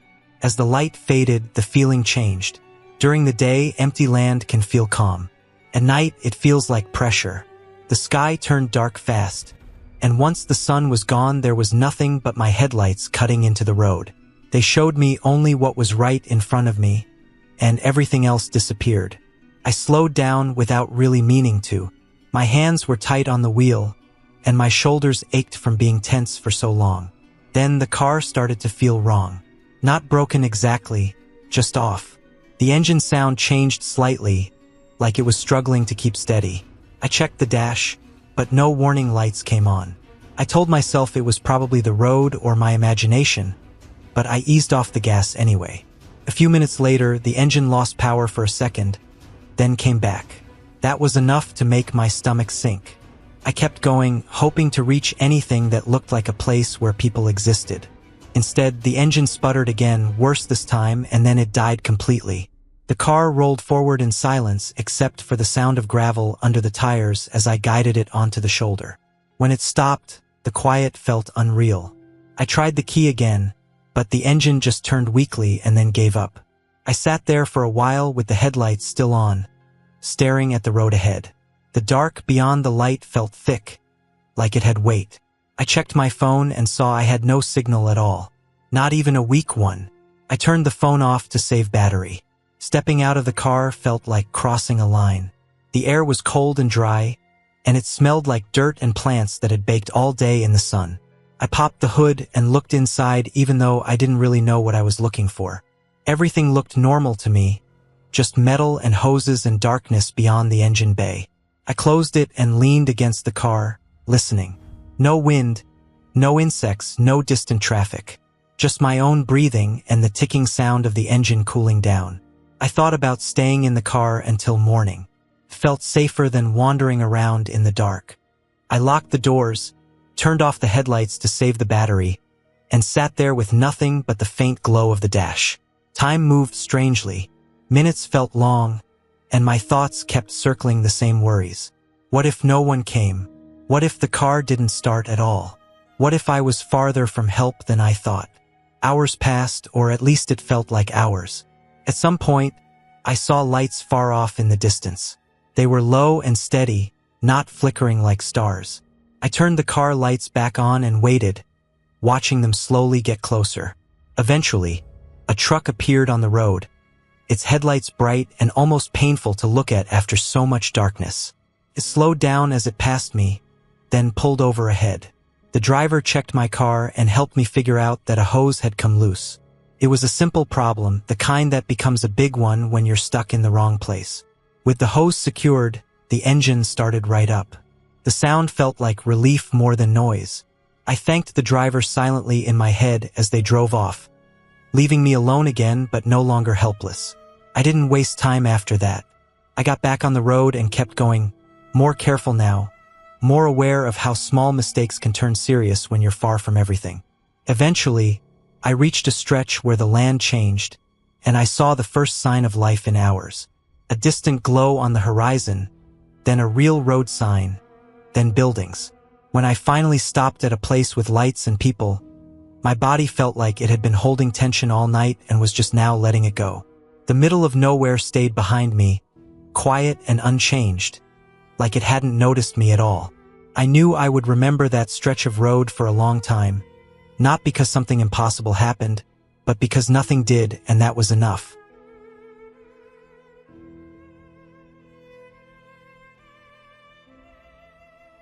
It was the kind of place that makes you feel small.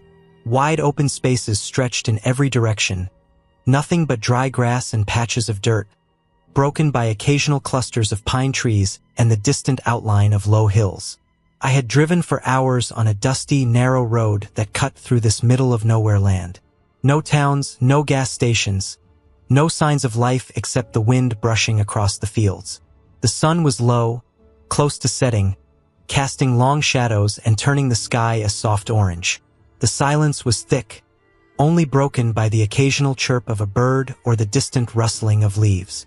I wasn't expecting much when I came here, just a break from the noise of the city and a chance to clear my head. The plan was simple: find a quiet spot, park the truck, maybe take a walk before night fell, and then sleep under the stars. I wasn't carrying much, just a small backpack with water, some snacks, a flashlight, and a thin blanket. No fancy camping gear, no tent.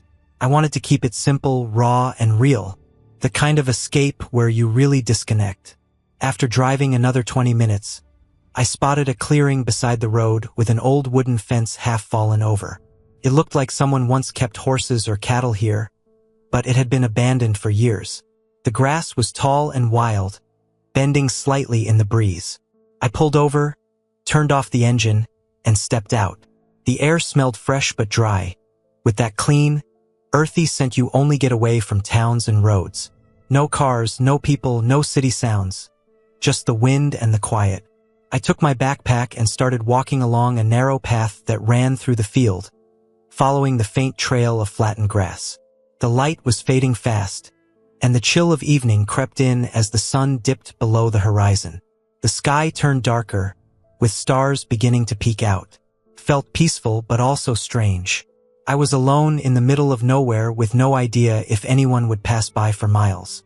As I walked, I noticed signs of old life scattered around.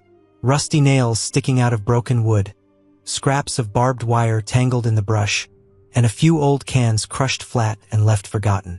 It told a story of people who had once been here but left long ago. I found an old well near the edge of the clearing, covered with a wooden board rotting at the edges. The well looked deep, and I guessed it hadn't been used in years. The silence made it feel eerie, but I wasn't afraid. It was just the kind of quiet that hits you when there's nothing else around. After a while, I stopped and sat on a fallen log, pulling out my water bottle. I drank slowly, enjoying the coolness. The sky was fully dark now, filled with stars so bright they seemed close enough to touch. The Milky Way stretched like a pale river overhead. The world felt different here, stripped of distractions and noise. I could hear the faint rustling of small animals in the grass and the distant hoot of an owl. The cold air crept into my bones, and I pulled my jacket tighter. I knew I had to find a place to sleep soon. No tents or cabins around, so I chose a small patch of flattened grass near some trees. I spread my thin blanket on the ground and lay down, staring up at the stars. The ground was hard, but it was quiet and still. I felt oddly safe out here, even with no one else around. There was something honest about this kind of loneliness, not the scary kind, but the kind that forces you to face yourself without distractions. Hours passed. The cold deepened, and the wind picked up, whispering through the trees. I wrapped the blanket tighter and thought about how far I was from the nearest town. How different this was from my usual life. No phone signal, no internet, no one to call if something went wrong. Just me, the stars, and the land. I realized I hadn't felt this disconnected in a long time, and strangely, that was exactly what I needed. Morning came slow. The first light crept over the horizon, turning the sky pale blue and pink. I woke stiff and cold but rested in a way I hadn't been for months. The world around me looked different in the morning light, less mysterious and more alive. Birds sang from the trees, and the sun warmed the earth. I packed my things slowly and started walking back to the truck, following the path I'd taken the night before. When I got back, the truck looked the same, dusty and parked under the open sky. I climbed in, started the engine, and looked around one last time. The place was empty, silent, but it had left a mark on me. I drove off slowly, the road stretching ahead under the rising sun.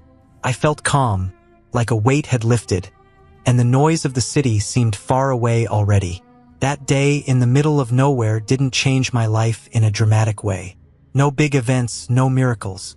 But it reminded me what it felt like to be alone with nothing but the earth and sky. It made me realize how often we drown in distractions and forget to listen to the quiet. Sometimes you have to go to a place where nothing is happening to find what's really inside you. The truck's engine hummed steadily as I left the clearing behind, and I promised myself I wouldn't wait so long before coming back. The middle of nowhere was exactly what I needed: simple, real, and untouched. A reminder that peace can be found where no one else is, if you just let yourself be still enough to see it.